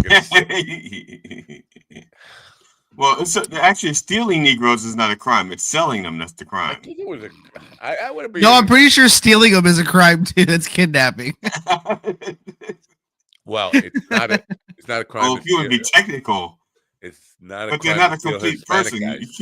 You can't kidnap 3/5 of a person. You can ask Dahmer. No, he ate them. Well, he ate 3/5 of a person. That's right. Yeah. So less calories, more taste, less filling. because you can steal a Hispanic guy. So they came out. I don't know if you read the documents. Did you read the documents that Pam Bondi shared about this Alberto, whatever his Do you name mean is? the documents from the the the informant or their That claim to prove that the guy's a gang member because a cop saw him in a Home Depot with two other guys. Chicago Bulls hat. Right, but right on top of it says no criminal record. Right. That's what it says right on top of the document. But it says the cop identified him as a gang member, so he must be a gang member because one cop. But they threw something in the woods when the cops saw him. They did something like that, and then the cop found a gram of marijuana in the woods where they threw something. So that makes him like a violent criminal. A gram of marijuana. It's just like they're grasping at straws. If you really, again, I know I said this before, but yeah, and all that. But the stuff that they talked about was all in immigration court, which is not a criminal court, so he was never convicted of any crime whatsoever. Right. The other thing is they came out with Fox News discovered that his wife had filed a domestic abuse claim in 2019 or 2020 or something like this, and but then she recanted it, and like it occurs to me that whole believe a woman when she says until she says that she lied, then don't believe her. So in that case, they're going to go back and talk about the rape report that Ivanka filed against. Was it Ivanka? Which one was the wife? Ivanka or Ivana? Yeah, Ivana. Without the K. I don't know So because she filed a rape allegation against Trump and then recanted it afterwards. Yeah, but it's in her book, like very detailed about him taking her head and banging it against the wall. It was over plugs. Because he got the hair plugs and it hurt. Yeah, made him. I don't know if you've seen, especially in the old days, like the 90s, where bald guys would get these plugs, but it would look like when you were planting bulbs in your fucking backyard there, where they had the little lump with a few hairs growing out of it, and be like little lumps all over. It looked really bad. I don't know if Trump's was that bad, but I had and was it Elon Musk also had hair plugs done? Oh, they're the worst. I mean, Hair Club for Men is the way to go. You know what Hair Club for Men? Because I did it. I did it for 3 months. Hair Club for Men. Cy Sperling. Do you remember Cy Sperling? I'm not only a member, I'm the president. Yeah. Hair Club for Men. Here's the deal. You go there and they measure your head, and then they cut a crotch of a piece of pantyhose out, and they glue that. Well, they sew hair to it, and then they crazy glue it to your fucking head. I'm not kidding. This is what Hair Club for Men was, and I don't know if it's still there. They would crazy glue it to your head, and that would last about 3 months until you start to exfoliate, and then it would fall off, and then you get flaps of like, and they'd have to rip it off your head, clean your head up, clean the fucking pantyhose up, and then re-glue it to your head every 3 months. Guys, just shave your head. Just don't go through. Shave your head. I was playing basketball and I was guarding this one guy. He was from Africa, but I couldn't tell you which country, because they have like 3 or 4 countries in Africa. I couldn't tell you which country he was from, and I was guarding him, and he starts talking shit to me with his little accent. He goes, "You cannot guard me. I am too good. You cannot guard me." Blah blah blah. And the thing is, I could guard anybody, right? Nobody got by me. I was just that was what I was good for. Defense. I scored 1.5 points a year, but I was averaging double steals in the league. 0.5. Yeah, I didn't score a lot of points, but I could steal the ball from just about any. But how do you get a 0.5 average over the whole season? So the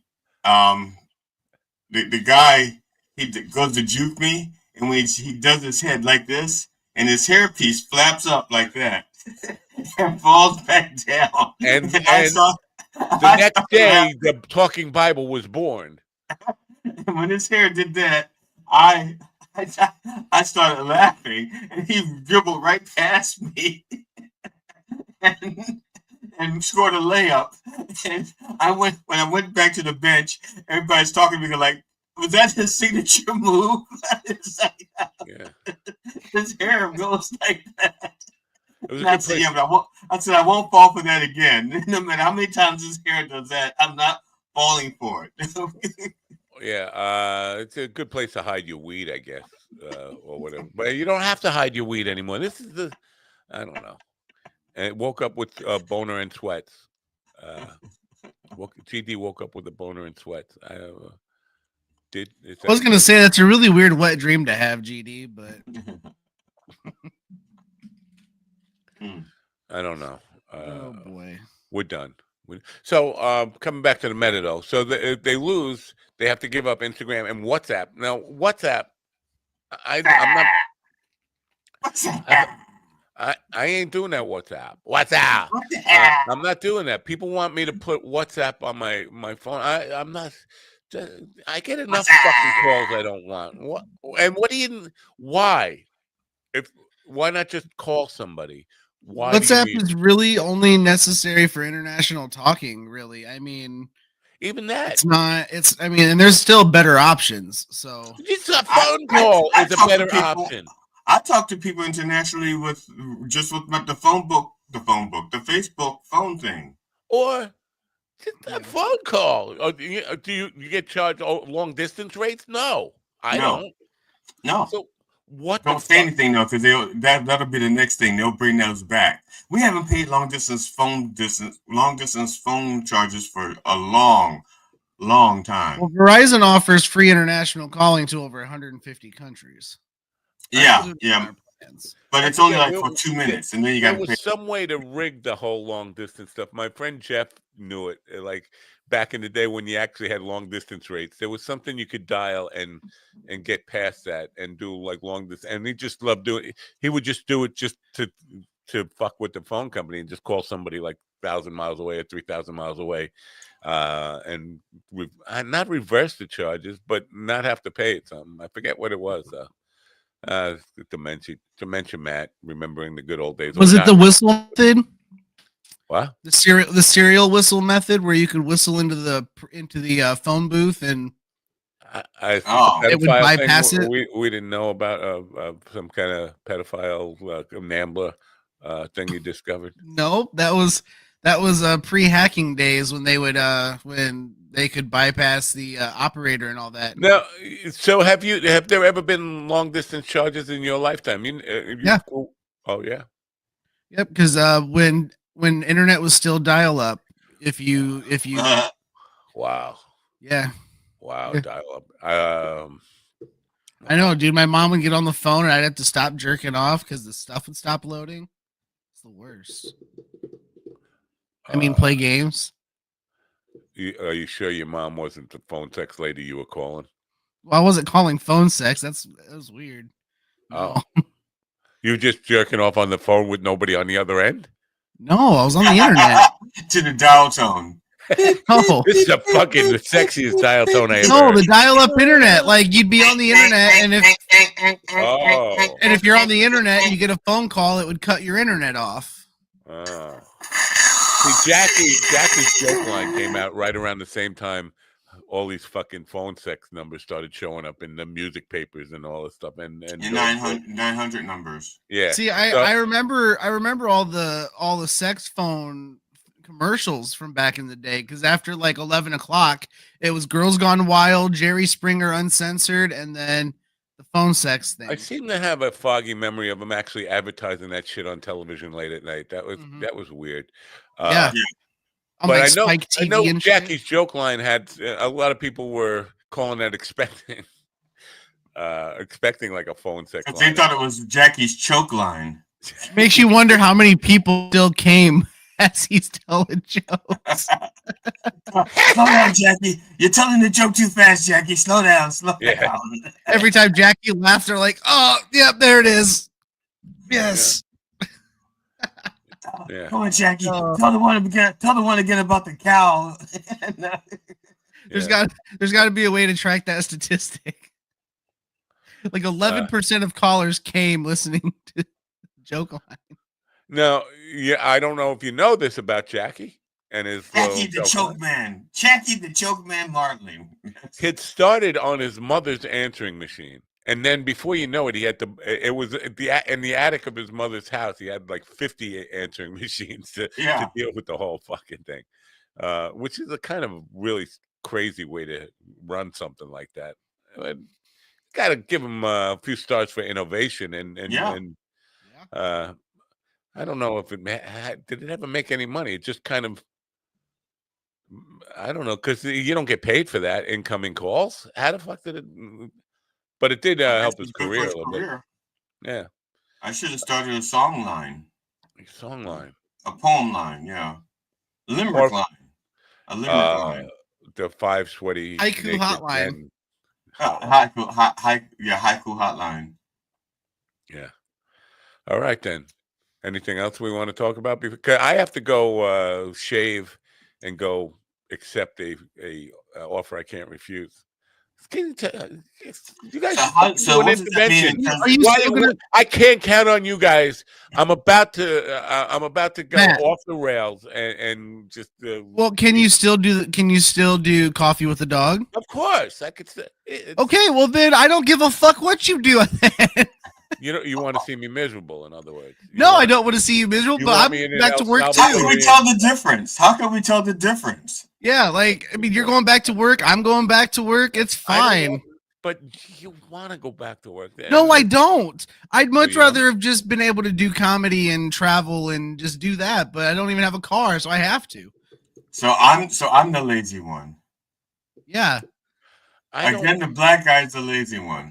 No, I'm lazy. This is my point. No, I'm lazy too. Yeah, I want to play flight sim all day and smoke weed. Apparently, I'm living it, and you guys are like fighting it.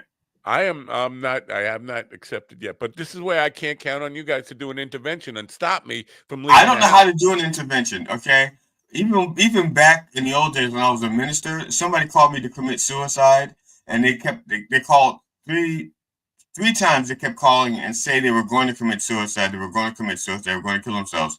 So the fourth call, when they called me, I said, "Stop calling me to tell me you're going to commit suicide.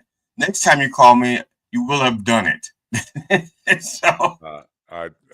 then they called me the fourth time and said, "I took a bunch of sleeping pills, and drank. So what are you going to do about it?" I said, "Nothing." I said, "It was your choice." So I said, "I'll tell you what, I will come over and I'll hold your hand until you slip away." Wow. Dr. Kevorkian and Fenderson. And so I went over. You're a terrible pastor. I went over and I held their hands. I said, "Aren't you going to call for help?" I said, "No." I said, "If you want to call for help, I'll give you the phone. You call for help, because I'm not going to save your life and be responsible for it. You're responsible for your life." Well, last night I tried to prompt a song. Yeah, she made the call. She made the call. But you're not there. You're here. Who's she calling? Yeah, this was back when I was a minister, so I wasn't here. I was there. Right. Yeah, so I went to her home. Neither here or there. Yeah, I went to her home. She wound up calling the ambulance. I went to the hospital with her, and I stayed with her till they pumped her stomach. And when she woke up, I was there when she woke up. Oh, she was taking pills or something. Pump her stomach. Yeah. Took a bunch of sleeping pills. Then I didn't see her. I didn't see her again for like maybe 10 years. And when I saw her, I was actually working for that company that runs with Comcast. And I was actually digging the ditch with one of the other ditch diggers, because that wasn't my job was to splice the lines. You're digging the ditch, son of a bitch. You're in the army now. My job was to splice the lines, but he was taking so long digging the ditch that I decided to help him dig the ditch so I could splice the lines and I could leave. And while I was in the ditch, this woman walked by with a baby carriage. And it was the woman who decided to commit suicide, attempted suicide. What's important right now? What's important right now is that we, and not that we want people to do it, but if you're going to commit suicide, pills are not the way. You go up, and I was thinking about this because I'm thinking about killing myself this morning.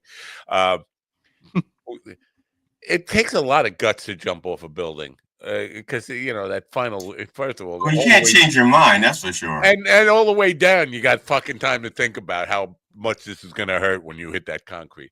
Yeah, but if you're an optimist, you're go like, Okay, 17 floors and everything's okay.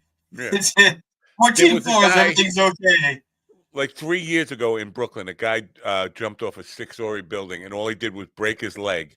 And then he got up and went to the next building, which is an 8-story building, and he jumped off and he broke another leg. And then he kind of crawled to the elevator of another building and finally ended up killing himself off a 10th. But if you're going to do it, you got to start with the tallest building. You don't risk a 6-story. Ron, That's I all I'm miss saying. your face. If you're going to not that I'm advising this, because I'm not recommending it. I don't want people to say he's recommending. No, I'm not recommending it. But yeah, you need a way that's, because it's against the law. If you try it and you fail, you can get locked up. Right? I don't think anybody ever went to jail for suicide, though, except Dr. Kevorkian for assisted Well, suicide. but they don't lock you. May not put you in jail, but it's illegal, so you may wind up in a mental institution. But it's 72 hours. Yes, they come, and then you have to prove that you're not going to do it again. And as soon as you get out, you could do it again. But you have to do it right, because otherwise, the next time it's 144 hours. Right. Oh, I did not know you double or nothing. Sure, yeah. It's like Vegas. It's like Vegas. Wow. It's like one of those shitty YouTube videos. Double it and pass it on to the next person. Go all in, double or nothing. Now, Stephen, did you just leave to go? What did you just do? That's what did you just left for a second there? What illicit I had to behavior? let the dog in. Right here. Anne is saying goodbye to everybody. Bye, Anne. Bye, Anne. What? She's not, when she says goodbye, everybody, she's not going up to the roof, is she? No, she's going over to taking pills. She's going over to Knock 'em Dead Comedy. Oh, well, that. All right. I guess I have to say all right to that. Well, I mean, not right now because they're not on yet, but they will be on shortly, right? Either that or she has an appointment. They have, she's going to go ride her motorcycle because that gives her an orgasm. They got two of Mickey Dolenz. Tony's got, Mickey Dolenz, the drummer from the Monkees. Right, yeah. He's got two guys from his band on. Like, I don't know. I would not let people know. I'd be ashamed of being in Mickey Dolenz' band. Really? I would be. So is there like, if you get to play with one band, one song, this is like your bucket list, who would it be and what would the song be? It'd have to be a band that's still together now. Boy, oh boy, I can't even think of a band that's. Well, let's say the members are alive, because they could be. Let's say they're getting together for what's that place in Ohio called the Rock and Roll Hall of Fame. So it could even be like Steely Dan, or as long as they're alive, Steely they Dan could reunion. really a band because they were just it was just a bunch. Yeah, I just picked but them Steely Dan would be to play with Becker and Fagan. That would be cool. But I'd go if. I'd have to go all the way back to the 60s and be like a Billy Preston guy and sit in with the Beatles. Ooh, yeah, that would be. I would want to play Before I Forget with Slipknot. With Slipknot. What did you do? You muted yourself in the middle. Before I Forget with Slipknot. That's who I'd want to play with. Slipknot. Come on. They're a bucket list band to see live before I die. When you say bucket list, you mean like bucket in the glory hole where you just Ron that goes to clean? It's where we scoop up the leavings, is what we call it. Yeah. What about you, GD? What band would you? What song? I said what band and what song? Oh, what song? Hey Jude with the Beatles, because I want to go nah. You want to go na na na na na na po na na na po no. Or I would play with what the hell was the name? What the hell? Hey Goodbye. But Steam, was that the name of the band? Steam, right? No. Hey Kiss Him Goodbye. Na. Ooh, hey. I think it was Steam. No, something like that. Or Rolling with Limp Bizkit at Woodstock. Kiss Him Goodbye song, right? Yeah. Hey Goodbye. Kiss Him Goodbye. Hey na. Hey. Kiss Him Goodbye. Steam. Doesn't say who it is. It just says the name of the song. I think it was Steam. Wow. Recorded by Paul Lika, Gary Yeah. DiCarlo, and Dale Frossauer. Attributed. Yeah, it was Steam. Attributed to then fictitious band Steam. Yeah, Steam. Yeah, basically it was three guys in a recording studio and overdubbing drum parts like crazy. That was one of the first, I guess, loop type of deals, but it wasn't a loop. But just that repetitive overkill with the drum. But just to go nah. Now GD's would choose "Crack the Sky" and their cover of. I honestly, I think it would be Parliament Funkadelic and Flashlight. I think, or maybe We Want the Funk. Parliament, but yeah, it'd be Parliament. Funk. You got a funk thing going on. You're a little funky. It's got to. That's what I think, because how should I put it? If I were good enough a musician, that's the theatrics I would be involved in. That whole stuff. That would be me. You're just all funked up. Yeah. But I'm not that good. You're a funky guy. All right. Well, now what is Ron's job now? It's not a janitor at the Glory Hole, like I assume. What is his job that he's able to? He's actually a purveyor. He's actually a purveyor of Glory Holes. He's still filling out the paperwork. I think so. Yeah, 5 days in or 4 days in. Well, he didn't have to do a drug test, because they've already tested all the drugs. They know they're good. I think I would pass a drug test because I'm pretty good at drugs. Yeah, I used to be. I'm kind of. I wouldn't. They would show me anything, and I wouldn't know. I wouldn't know the difference. I'd be terrible. I would fail the drug test. You know what? I just got an idea of how I could get out of this work thing. Maybe get really high. I could insist they give me a drug test today. I insist you test me, and then just like load up on poppy seed. Now there's a poppy seed thing going on. Do you know about the poppy seed thing going? People dying from poppy seeds? No, I don't know. I just read headlines. I don't read articles. But yeah, I think you could use. There was a time years. Okay, there was the alibi. If you got picked up, for a traffic ticket and you were testing positive for heroin, right? Yeah. Yeah, people would say I wasn't on drugs. I actually had poppy seed bagels or something. It turns out, in order for you to get to test positive for drugs from poppy seed bagels, you had to eat like 5 dozen poppy seed bagels or something. 5 semis full of. You have to eat like almost a pound of poppy seeds for it to pop in a drug test. It's a crazy amount. That was an Elaine Bennett thing from Seinfeld, where she got tested. Well, I think Mythbusters touched on it. They didn't actually turn it into an episode, but they had talked about it and said, for that to register, it's like a crazy, dangerous amount to eat anyway.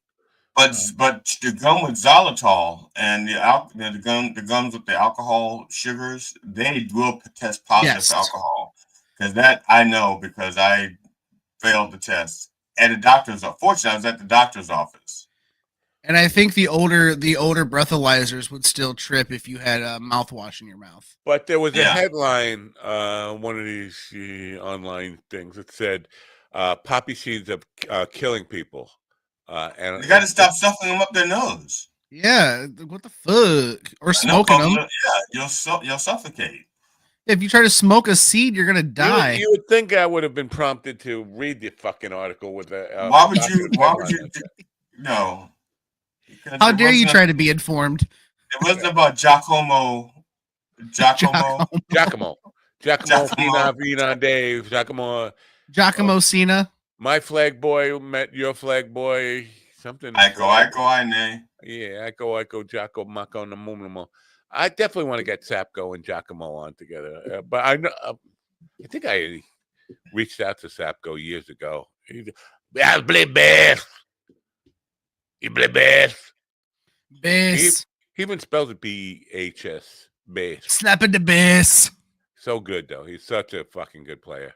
It's just amazing that they I guess there's good money in YouTube if you're getting 2 million views per video or 20 million views per video or whatever it is. There's good money in it.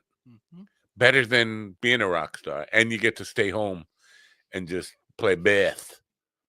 Bass. All right.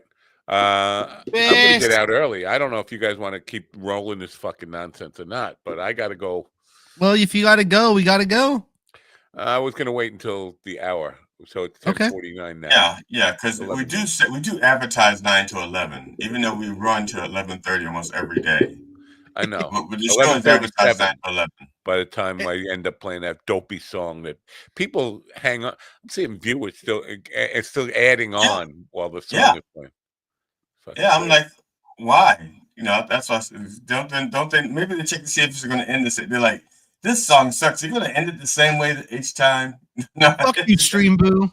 Best viewers on .com remove the space. No, we're leaving the space in there so nobody fucking get there. Yeah, you piece of fucking garbage. Go. What do you mean best viewers? Shut up. What makes a good viewer from a bad viewer? Especially when it's a bot. This bot is a good happy bot. So I've had enough of these guys make offers that, like, for example, some of them will just sell you bots that'll give you views. Some of them will give you views and watch hours. Some will give you views, watch hours, and comments. It's really shady. And I feel like a lot of these streamers probably use it. Now, my question is, why? Okay, I can understand about the space between the ooh and the com and the dot in the com. But what is it with the B and the E in best and viewers? And it's every time because it's a bot that sent this out. It's not an AI. It's just a bot. Yeah, but still, doesn't the bot have real B's and real E's? They don't have to send them like that, and it's consistent. It's like every time that person sends it, it's like that. I would like to buy real humans to view. Like, I want to force people to watch this program that don't want to watch this program. Or maybe in an El Salvadorian prison, we could work. But say El Salvadorian prisons. That's exactly that is part of their sentence. If we could work a deal out with is it a warden or what do they call it? You want to deal with the governor. You want to deal with the president. Which is El Stinke. And force these guys, and that will get them. You know, you're gonna join a gang. We'll force you to watch Mind Dog. That would stop people. That would stop people. Yeah. It stopped me from joining a gang. Have you ever been, I don't know, approached? Like recruited? What do? They approach. They recruit. How do you get in a gang? I was born a Crip. So I never had to be recruited, so I don't know. When I was growing up, gangs are totally different than they are now. I mean, to us, gangs are like West Side Story when I was growing up. We sang songs and we danced and like, when you're a jet all the way from your first cigarette to your last dying day. That's what gangs like when I was growing up. You grew up in San Francisco? No, I grew up in Baltimore.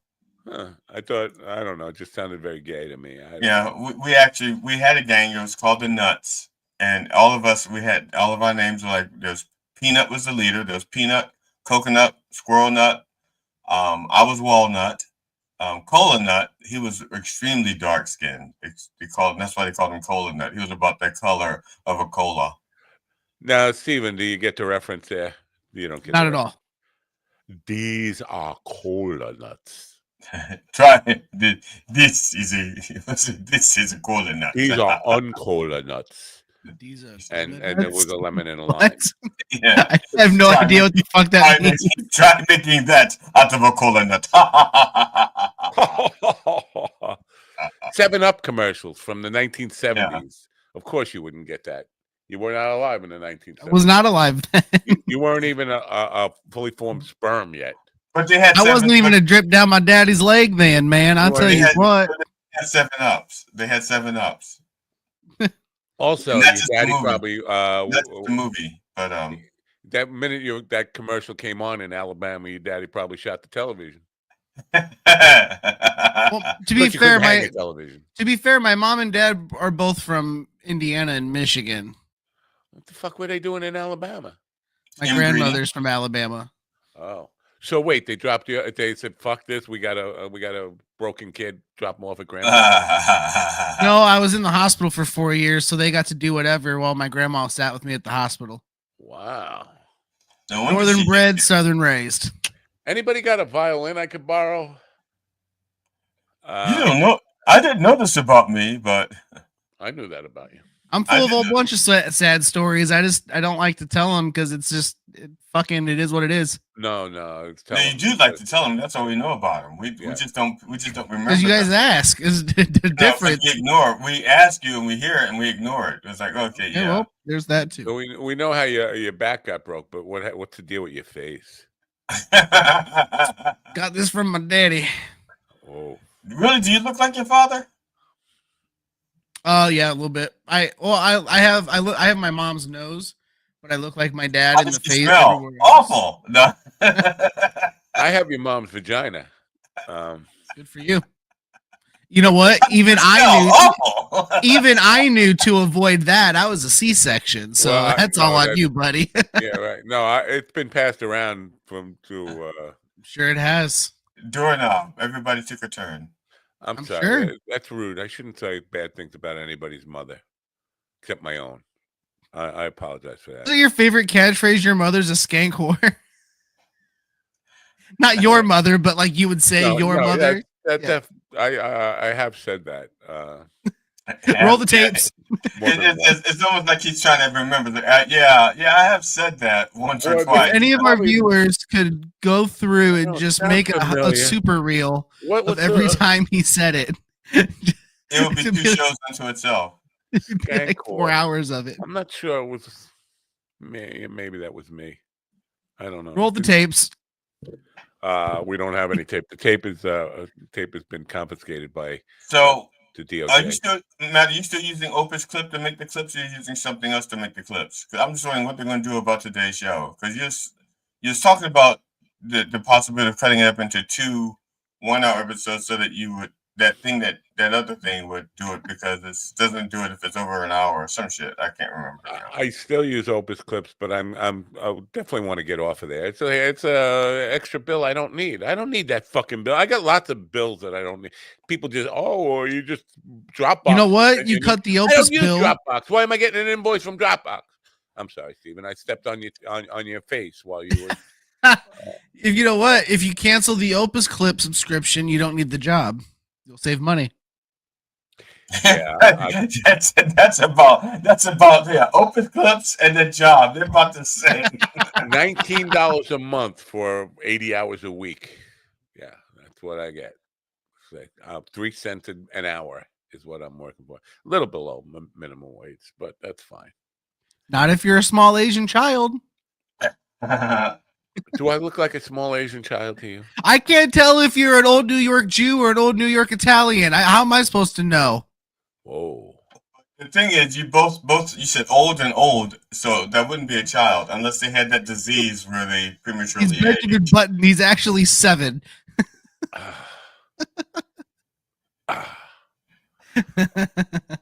Is it time for me to go?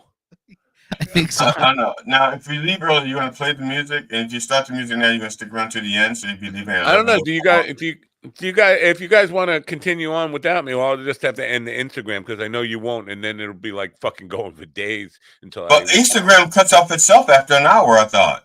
No, Instagram keeps going until I hit the end stream thing, and then discard video. I don't know why you have to discard video. It doesn't archive them anyway. So why do you have to hit the discard button? I don't know. I think if you end it on the app directly, it'll offer you to keep the video on your profile or to delete it. Really? It would keep a 2.5-hour video on my profile. But how's it? Because Instagram doesn't even like it if I put like a clip more than 90 seconds. No, it's different. It's different. If it's live through their systems, it saves on their server directly. If you try to upload something, they put minimums on it. So I've never. I mean maximums. I didn't even. Well, minimum and maximums, yeah. I didn't even know I could end it on the app. But So I'm going to be leaving now. It's 1:59. We're 1:59 minutes into this dopey thing. I'm going to be shaving my face so I could go tell them to give me a drug test. Give me a drug test. And you don't have to go through all that trouble, man. Just drop a few N-bombs, a few, that'll make me more. Matt needs to walk in and be like, I thought there'd be more N-words here. That would immediately, they'd be like, all right, Matt, you have a great day, man. No, that'd be like, all right, we're going to make you CEO. That's right, because he's in Long Island. Remember, he's in Long Island. So Matt's going to come back with a sash and a crown. He'd be like, they respected me. Yeah, they're going to, like Tom like Homan's Family Guy. Tom Homan's going to be there waiting for me to kind of recruit me. So that's the kind of place I'm going to. So I have to do that. In that case, show up and ask about equal opportunity and diversity. Saying, we have equal representation of Blacks and Hispanics here, or whatever underrepresented. I think we addressed that on the interview, and it came back to we don't have so many Jews and Italians anymore. You know what else you could do is you could when you introduce yourself, just be like, "Hi, I'm Matt Napo. He, him." After about 15 minutes of that, they're going to be like, yeah, you can go. I wouldn't even say he, him. I would say Matt Napo, they, them. No, he's squirrel. Before you actually offer me the job, watch an hour of my show or watch 10 minutes of my show. And then, if you could show them yesterday's show. I mean, I inadvertently said Jesus sucks dick. So wait, what? Inadvertently. You just said it again. Well, no, because again, so obviously it wasn't inadvertent. No, it was an accident because the joke was that he couldn't talk to the people because their mouths are full, not that he can't talk because his mouth is full. Well, it came off like you were saying that he was. I know. I mean, I just look. I leaned into it. Was I even here? I think you laughed. I did. I think you laughed. Yeah. Man, just dementia is a terrible thing, folks. It really is. He's not even going to a job interview. He's just going to go to a Starbucks. I would think that would be something I would remember, but obviously not. I am just that shocked. Actually, here's the thing, though, is Eddie laughed too. he did one of those like, oh. Man. I think he laughed out of fear. It could have. He could have traumatized him because he did say last time I was here, you guys were nice. And that's why he came back. And then he said we started off nice, and then we built up. Right. He said this time we were honest out the gate. Honest. Right. And actually, last time that's kind of a backhanded compliment or a backhanded diss.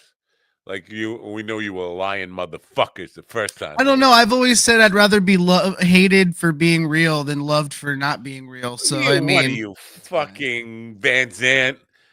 No, no, lying takes too much energy, man, and too much to keep track of. It hurts. That hatred takes a lot of energy. It does. Yeah. I don't use the word hate often. Because it's better to be loved for who you are than be hated for who you're not. Oh, I'm sure somebody famous has said that over and over again. I'm sure. I feel Alabama thing. It's an Alabama thing. Oh, maybe. Yeah. All right, I'm gonna get out of here. You guys end the show whenever you want to end the show. How about that? Okay. Okay. All right. Sure. I'm leaving. Yeah. You guys enjoy your day now. Yeah. Yeah. Gotcha. Yeah. Right. Yeah. Sure. Welcome to the Salt and Pepper Comedy Minute. It's going to be more than a minute. Well, it's going to last long. It's going to feel a lot longer, especially if you're looking for comedy. That's true. So what was, I forgot the dish was that you were offered? I was served. It was on Christmas. We had a hog roast, and I was the cheeks. I was offered cheeks, brain, and testicle. Wow. And that was wow. Mm-hmm. I think it was my dad trying to play a joke, but being 100% honest, the only one that was even mildly gross was the brain, and that was because of the texture. Did it look like scrambled eggs? No, but it was like creamy scrambled eggs, I guess. Maybe it's just I don't like eggs either. So I just so it's not a really good comparison, I guess. Right? But either one, I'm not a fan of. So Because my mother was talking about when she was eating pig brains. Because again, well, a lot of my family is from the South. My father's side of the family, North Carolina, Carteret, North Carolina, and my mother apparently, because she's not Southern, but maybe Virginia, but she has a lot of Southern ways. She had a lot of Southern ways, and she was talking about eating pig brains and stuff like that. Thank God my mother never said that to us. yeah, my dad gave me the plate, and like I said, I think he was just trying to be funny. But then I think it was a cousin who was like, "Hey, if you're gonna eat that, he was like, use a cracker for the brain, put some hot sauce on it, makes it better."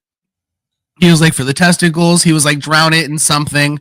He goes, that's a telltale sign when somebody gives you something and they tell you to smother it in hot sauce. It makes it better. It's like you're trying to hide something. Well, for example, like I love oysters. I eat them without hot sauce.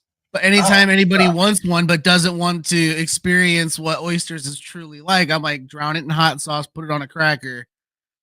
It's fine. And it just kind of eliminates the gushiness, eliminates the ocean taste.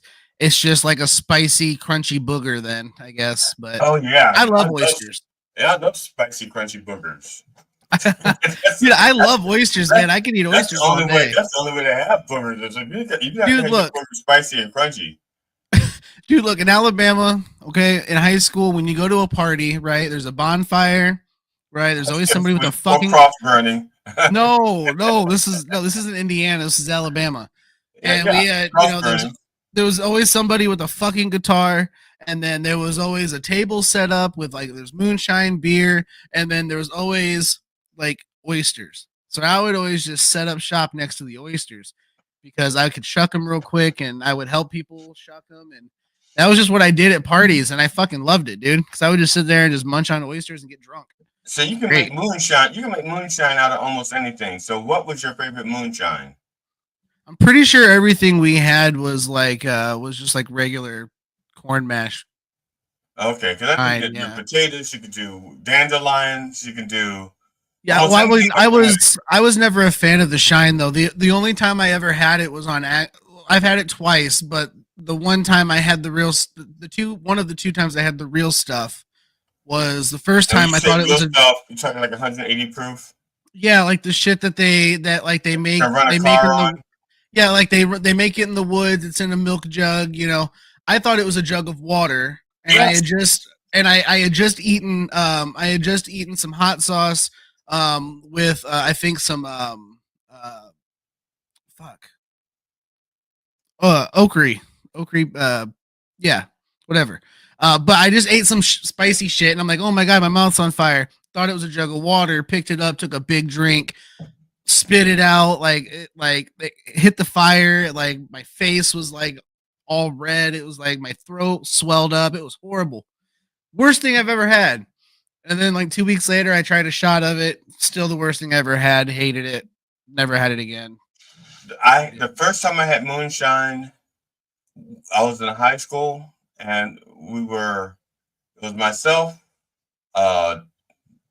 Tony, Henry, and Mr. Smith. He was a media specialist, and we cut out of school early to go catch a Woody Allen film festival, and so we were smoking weed in the car and eating salted peanuts. And I was so thirsty between the salted peanuts and the weed. Yeah, I was, and Smith. Your mouth was a desert.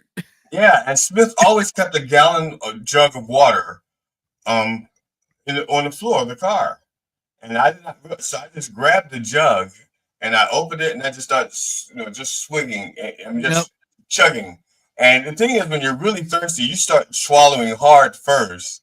Exactly. And so it's like already in your mouth and down your throat, and then it's starting to burn. And then I realized it's starting to burn, so I pull it away, and it starts to drip down my mouth and my chin. So my lip and my face and all this is burning. Yeah, this is all burning, and inside my mouth is burning. I'm like, what the fuck is wrong with this water? He goes, that's moonshine. I'm like, what? He goes, I ain't gonna. He says, You grabbed it so fast, I didn't get a chance to warn you. You know, Yep, that's almost exactly what I did. The only difference between what you did and what I did is I'm sitting down. So when I spit it out and it ran down, it went down on like my stomach, onto my dick and balls. Like everything was on fire and just burning. And it was just the worst experience because like my body just did not like that shit. And it just everything it touched got rashy and it hurt so bad. That shit was. I was sitting also, but I guess I had more abs back when I was younger, and so when the water hit the abs, it just drained to the side. See, I wasn't a fatty in high school, so it just ran straight down onto everything, dude. It was just so bad. It's making me hurt think about it. I don't like it. It's so bad. It was almost like when I we have a place out here called Wings, etc. And they have a thing called the Wall of Flame where they make so and they it's like the hottest peppers they can find, they make it into a sauce and you have to eat the wings in so much time. And I did this. Sign a disclaimer because the ones we had in Maryland, you had to sign a disclaimer for some of the stuff that was so hot. You had to sign a disclaimer. You have to sign a disclaimer. They tell you have to wear gloves, blah blah blah, like don't touch your eyes. And so I did this and I completed it and I'm dying and I'm like I have to use the bathroom. And not thinking about it, I took my first glove off, right? With my bare hand, took my second glove off, and then set everything down, went to the bathroom. And you can ask my brother, my sister, and my dad and mom who were all there. You could hear me scream from the bathroom because I didn't even realize it was all over my hand. I just grabbed onto myself and just, oh God, it was the worst pain ever. Yeah. The first time I had, my neighbor used to grow his own hot peppers and he had an abundance of them. And so I said, I'll take some. He goes, no, these are really hot. I said, no, I can take hot. It's funny when you have somebody, sometimes you just need to listen to people sometimes when they tell you how bad something is. Okay. They go, no, this is really hot. I'm like, no, I'm good. I'm sure. And he said, well, keep it in the freezer till you're ready to use them because they'll last. And I put them in the freezer. And I used to make, I was making a chicken cheesesteak. And I took one of the peppers out the freezer, cut it up.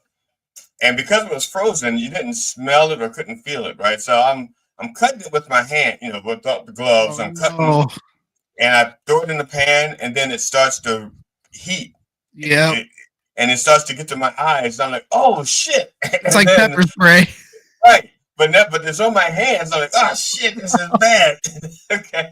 And then I'm like, oh, my eyes. Like, what the fuck's wrong with my eyes? And so I washed my hands so I could go to the bathroom, but I didn't wash them, I guess, well enough because the oils were still on my fingers.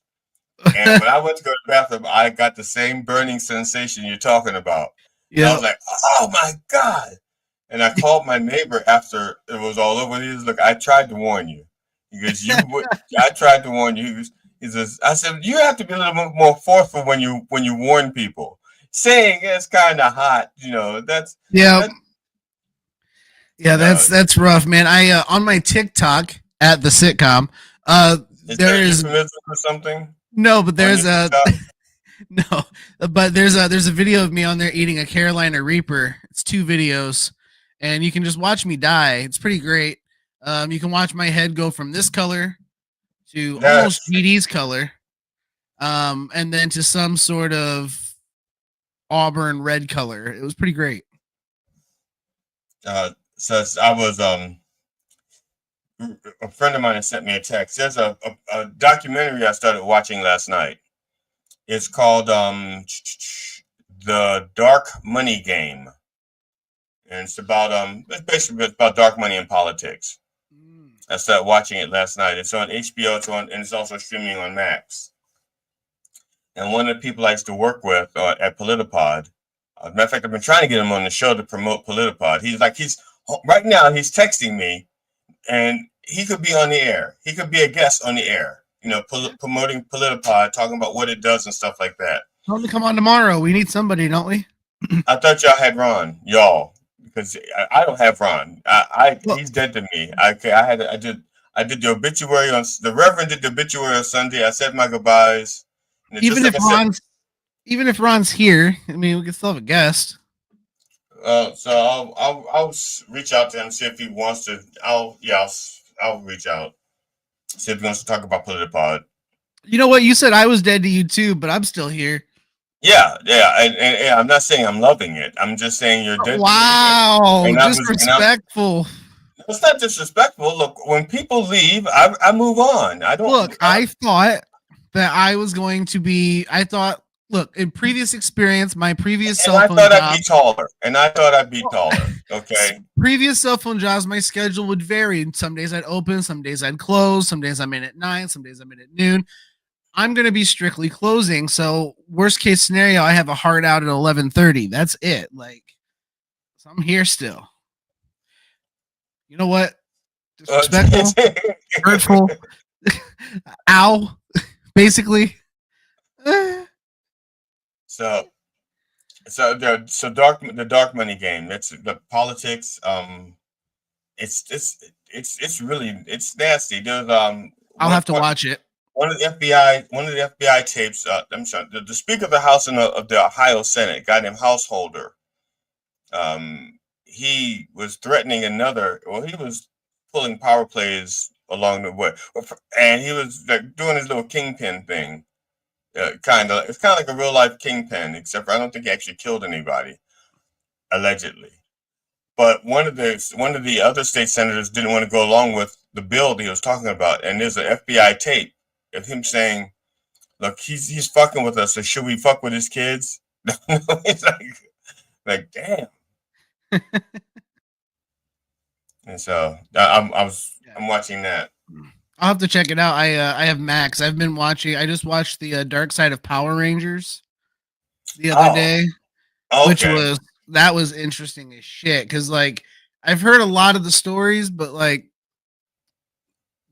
the whole thing's pretty fucked up. Like how much they were taken advantage of. How many of the Power Rangers have like murdered somebody. Like and also not just that they had. A lot of the Power Rangers did wind up in trouble, legal trouble. Yep. But the one guy, the former Red Ranger that stabbed the guy stabbed with a sword. Yeah. Because he didn't want to leave. He didn't want to leave. He was being evicted and didn't want to leave. Yeah, he had a superhero complex too. Yeah. He thought he was a hero for real. Yeah, that's. And then Austin St. John, the original Red Ranger, ended up doing COVID-19 money laundering and money scams. Like, Megazord kill. And then they had a couple deaths in the Green Ranger guy, Jason David Frank, he killed himself. The Yellow Ranger, she got killed. The original Yellow Ranger was cut because she was late. Like, well, not okay. She didn't get cut because she was late. According to her, what she was saying was that it was a lot of hours and a lot of work and stuff, but they were only getting paid like $750 a thing. Yeah. But they were working like 16 hours a day. But back then, the standard price was like $10,000 an episode or something like that, and they were getting $750 an episode. And a lot of them were doing their own stunts, So she was doing, and she was a legitimate black belt. She was a legitimate black belt. She could do her own stunts, but she lived so far away. She was asking for extra money because it was actually costing her money to do the show, basically. Didn't she live in like Arizona or something and have to? Yeah, she had a home. Yeah. And so she was asking for enough. She was like asking for $1,000 an episode to offset her transportation and stuff. And they're like, "Fuck that," So yeah. What was she? A comedian? Yeah, but the joke was on her. I don't know. I've made some pretty crazy trips for comedy for almost nothing. She was only in the pilot episode. Yeah. And when they replaced her. They replaced her with an Asian woman. I can't remember her name. And so Tai Ting or something like that. Yeah. So you got the Black Ranger's a black guy, the Yellow Ranger's an Asian woman, Now the Asian, but she was just a replacement. You know, it wasn't like the original Asian. The original Yellow Ranger was not an Asian woman, but Yeah, it did look kind of racist. It looked racist as hell. And they and the said guy, that it was an oversight. Like it wasn't planned that way. It's just kind of how it happened. yeah, they said they were at, like at a read, and they realized that someone had said, someone had mentioned to like the producer, it's like, is it? Did you notice that we have a black guy for a black Power Ranger and an Asian woman for a yellow Power Ranger? They're like, oh fuck. Yeah, but I mean, you know what though? Like the Black Ranger guy, he was it Walter Jones came out and said like, I don't think it was an insult. I think it was an honor to be like one of the first black superheroes because he was really. I mean, you know, all my black friends wanted to be the Black Ranger as a kid. You know, like they had somebody to look up to. Like it was cool. It was, yeah. I don't see the insult. I wanted to be the one that got paid. And I'm just teasing. I was, but the White Ranger. I was so old when I used to watch it with my stepdaughter because her mother didn't want her to watch the Power Rangers. She said it's too violent, and I told, and she matter of fact, she used to ask me, she said, Dad, why can't I watch the Power Rangers? Said, I don't know. And she says, Mom says it's too violent. I said, I'll tell you what, we'll watch it together. If you have any questions or anything I need to explain, I'll explain it to you. And so we watched together, and I would explain this stuff to her, you know, that it's acting, you know, and people can't get hurt acting and stuff like that. But yeah, she was fully functional. She was a fully functional teenager until the divorce. That's what fucked her up. That'll do it. Yeah. That'll do it. Oh man. Even though I told her it wasn't her fault. She's like, what? I said, it's not your fault. It's your mother's fucking crazy. Actually, I didn't say that. I did not say that. I'd never disparaged her mother. Dude, I know. I feel you, dude. Like going through the divorce right now, like my ex stepkids, they still try to call and text occasionally, you know, and they're like, are you coming home? Blah, blah, blah. And I can't just be like, sorry, your mom's a fucking nut and, you know, said I can't come back, you know, anything like that because, you know, I'm not a piece of shit, I guess, you know, like I don't like to talk bad about her in public if I don't, you know, if I can help it. Yeah, you know, just because it doesn't help anything, you know, like obviously we don't get along or agree with each other. That's why we're not together anymore. But there's no reason to shit on each other, you know? Yeah, when I separated from her mother, I moved. I got the closest house that I could get. I mean, geographically, the closest I could get, you know, without being like stalkish kind of thing. That's if you ever need me, I'm nearby. I said I'll never change my phone number. She was like, you can always call me. Yes, and I've always kept my cell phone number, the same cell phone number. But it didn't happen like that. But she had called me and she said that she had trouble. I'm sorry. She says, I know why you left.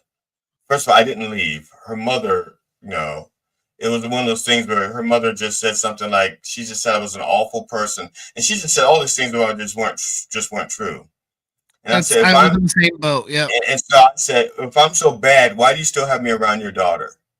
And she goes, I don't know. Why are you around my daughter? I said, that's it. I'll say the word and I'm out. And she said the word. And I was, that's it. Yep. I laid down the same thing. I was like, you know, cause my best friend was on the phone with me as she was saying this stuff. And we both had the same look on our face. Like, what are you talking about? Like, well, every word out of her mouth was just not true, you know? And it was one of those things where it's like, look, if I'm that bad and you want me to go, tell me you do not want me here anymore. I will leave. Those are the words you have to say and I will go. She said the words. My buddy heard it and he said, cool. He goes, my wife will be there in 45 minutes to pick you up. Like, that's how it was. Like, if you say the word, I'm gone. I'm not going to play games and beat around the bush. Like, you know, I was taught not to fight for somebody that doesn't want to fight for you. So fuck it. I'm out. I think our exact last words were something like, I said, so why am I still here? And she goes, I don't know. Why are you still here? So that was my cue. And yeah, I just wanted to hear the words. I don't want you here anymore. And I was like, that's all you have to say. I told you from the beginning, you say those words, I'm out. It was funny because like I guess it's during our, I guess Kill like switch maybe engage. during the third and fourth year of our marriage. She, my first wife was an avid bowler. Avid bowler. My first wife was too. So weird. Yeah, and she was good. I mean, she So was was good. mine. It was really weird. She had like a 2-something average, like 220, 230 average. Mine had a 215 average. Yeah. So, and she could make money bowling in leagues. And that's hard to do, making money in bowling in leagues, because it costs you money. My ex-wife would make almost $200 every week at league. Yeah.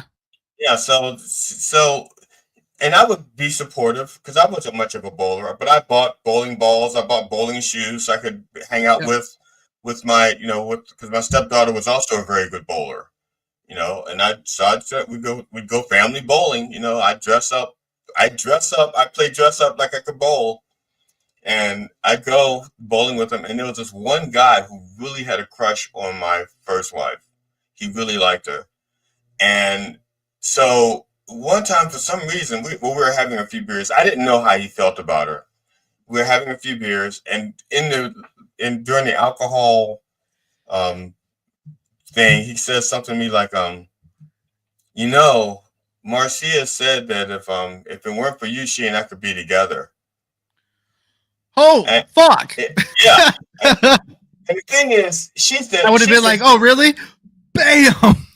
But the thing is, she would say that to a lot of guys. A lot of guys would come on to her, and rather than to just to blow them off, she goes, yeah, well, you'd have a shot, but I'm married, and so it was that like a gentle letdown.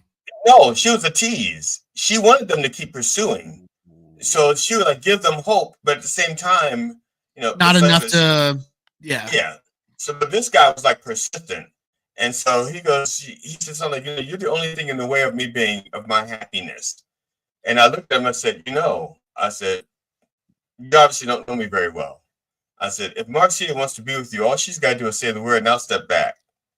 I said, because I'm not giving my life for anybody. I said, she's not. I said, she's not worth dying for. She's not worth fighting over. If she doesn't want me, all she got to do is, if she really wants to be with you, she can be with you. All she got to do is say to me, I want to be with the tall black guy with the delusions. That's all she's got to do, and I'll be like, okay, tall black guy with delusions, she's all yours. Yep. After the first wife, my first wife was very similar. She was a bowler, and she ended up cheating on me with one of her bowling friends. And it was one of those things where after that one, at that point forward, I was like, I'm not going to ever fight again for somebody that doesn't want me. Will never be a thing. And like I said, now with this current ex-wife, all you have to do is say the words and I'm gone. And just like that, like I never existed, gone. Yep. What do you have to say? Game over. So, I mean, yeah, it sucks and it hurts, but I mean, I'd rather get hurt finding out you don't want me and so I can move on than be led along for a fucking however long it takes for me to find out, I'd much rather just quick and easy. Yeah. Man. I'm with you, bro. Yep. So when my first wife said that's it, I'm like, okay, fine. I'll move on. I'll move on. And Maryland is kind of like we didn't have no fault divorce. I can't remember. It seemed like such a long time ago. I mean, my forever wife and I've been together for 20 years, a little over 20 years. I think we got together in 2003. Wow. We got married. Yeah. I was 12. Yeah, we got 2003. So, or 2002. 2000. I think it was 2000. Yeah, I think we got together in 2003. But yeah, so we've been together a while, and yes. Yeah, the first wife, the divorce was pretty quick and easy because we just had an apartment together, and I don't talk to my family a whole lot, so I didn't have anywhere to go. She had plenty of family, so I was like, look, you leave me the apartment, you take your shit and get out. I was like, you can keep the car, and all that, and we'll be done. So we only had one court date for just to make the judge was just like, hey, you sure everything's cool? We're like, yeah, we agree on everything, and it was done. And then this one I think is going to be pretty much the same thing, if not a little quicker. So yeah. Quick and easy. Yes. Well, in Maryland, we didn't have no fault divorce. Or we had something equivalent to it, I think. But like one of the conditions, like we had to be separated for a year. We had to not had sex with each other for a year. She had to not have spent the night at my house because when we separated, I moved A into lot of rules. I bought my own. I bought a house. I moved out, bought a house. Bam, just like that. And she could not have spent the night there. She couldn't have stayed over. We couldn't have had sex, and we had to been separated for a year. All that for a year. And so it's like, okay, no sweat. I have no desire to sleep with her. I have no desire to have her over the house for a night. I have no I'm ready to move on. I'm moving on. Like they said in Galaxy Quest. On Tim! On! That's all. I love that movie so much. Yeah. So that's how it was. I was like, so and good stuff, man. I feel that, man. Now I'm just trying to get this one done and move on. Yeah, I know you move on because I called you and you were like, "Oh, never mind." I'm sorry. No, look, I'm not bringing it up. No, I'm not bringing it up because it's none of my business. You whore. It's none of my business. Whoa. Okay, look, I hoard around for the first like 3 weeks or so, and then I met somebody, and like I'm not like. There's no label on it. I'm not in a relationship. We enjoy each other's company. We enjoy talking to each other and just seeing where it goes. So it's kind of like Goodwill. There's no label on it. You've got. It's like, I'll take this. There's no label on. Don't know who's been wearing it. Yeah, I mean, it's if it turns into something cool, if it doesn't, cool, and that's just So she's Asian. She's not Asian. No, that's funny. Hold on. What's funny is I mentioned earlier how I gave up on brown women and I said I have to try Asian. I got a random TikTok message that says, "Hey, I'm an Asian girl. I felt a connection just by seeing you. Can we be friends?" And gave me her WhatsApp number. Like, it's like they were listening to the show. Or AI was listening and goes, it's called AI matchmaking. Matchmaker AI. That's awesome. No, she's not Asian. Nope, she's a white woman. See, I knew I couldn't trust you. You swore off of that. You swore off of them. I did. I know, but look, the brown one was mean and crazy in a whole different way, and I don't know if I could try another nationality because here's the thing. Right now, I'm really bitter at Puerto Rican people. So, there are other nationalities other than white and Puerto Rican. There's like a whole swath of. But they're all just different flavors of white and brown, So I just. And here's the thing: the other brown ones I know from people who have dated other nationalities, they're as crazy. Like Brazilian women are crazy. They're all women are crazy, just like all men are crazy. But like I don't know, man. I think I just got to try vanilla again. Just. Be safe. There's all these other flavors and they look tempting, man. But every time I try one, I end up not liking it and have to return it. So, you made it sound like you're making a purchase. I have to return it. No, it's not. No. Yeah. Every time I gotta return it. No. Like, look, here's like the reason I won't date a black woman is because the sexual encounters I've had with black women, I couldn't perform like that on a regular basis. Like, they're just. They have too much going good for them that I can't keep up. Like, you know what I'm saying? So it'd be more just. Actually, no, I don't know what you're saying. Well, no, you know, obviously you don't know because you're a black guy. But I'm just saying though, like no, I've had a few sexual encounters with black women, and it's like it's an amazingly good time. It's always great. I physically could not keep up with that on like a regular basis because I have a fairly high sex drive. But if I had to perform like that even every other night, I'd be shriveled up in a week. Isn't a high drive then like a relative term then? So you have it's high for a white guy? It's high for what? It's high for a guy in a wheelchair. It's high for a comedian. Oh, it's definitely high for a guy in a wheelchair because my dick works. So So yeah, it's fairly high for a guy in a wheelchair, but for a white guy, I don't know, because I won't fuck anything. I really don't like meaningless sex, if that makes sense. Okay, I just say for the record, people out there, I just realized we're 4 minutes over. Oh God! Yeah, we're 4 minutes over the 30. We're 4 minutes over the 30-minute over thing. And double overtime. Yeah, double overtime. Steven's interview. Actually, Steven did an interview with me. Well, we're done for Done Way Past Funny a little while ago, and he is where is that? That is it's now being shown on Spark. It's always been available on YouTube, but now it's being shown on Spark. And if I have it right, on Spark, it's the entire.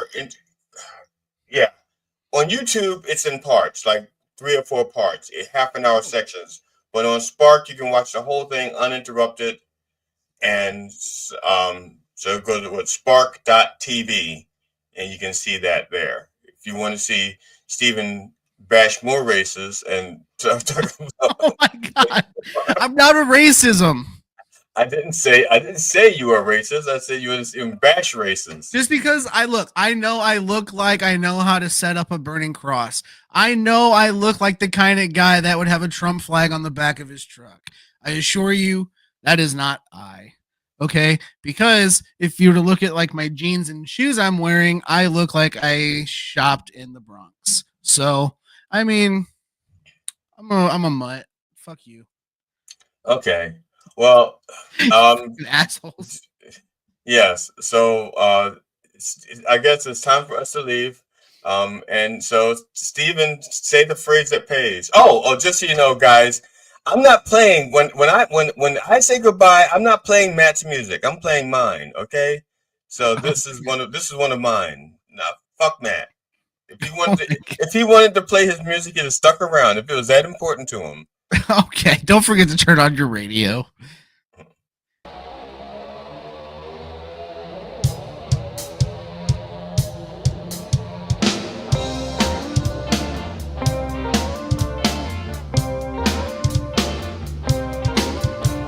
Walking on the white lines down the middle of the road, chasing down a fantasy, choking on a rainbow. Running down the line, running out of steam. Life falls to ruin when it's strangled by a dream.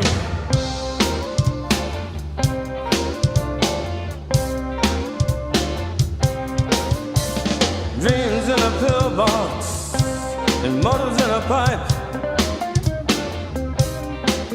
Motivation on a mirror and cut a slice of life. Burn the abandoned bridges, burning candles inside out. Burnt off rings of sacrifice, shooting up and burning out. These are the days of discontent. These are the days of wisdom lost. These are the days of bad intent.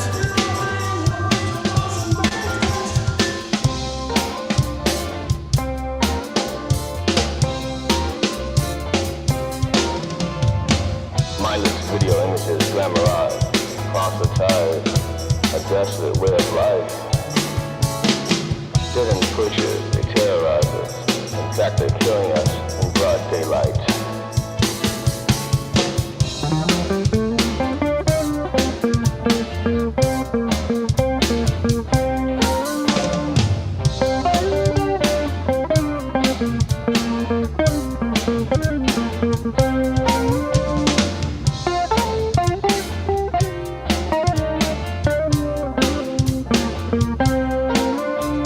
Losers take no prisoners, and dying takes no time. No time at all. No particular skills required to murder your own kind. Your intestine results of really heinous burn fruits of your labor. Don't save lives and can't save this. These are the days.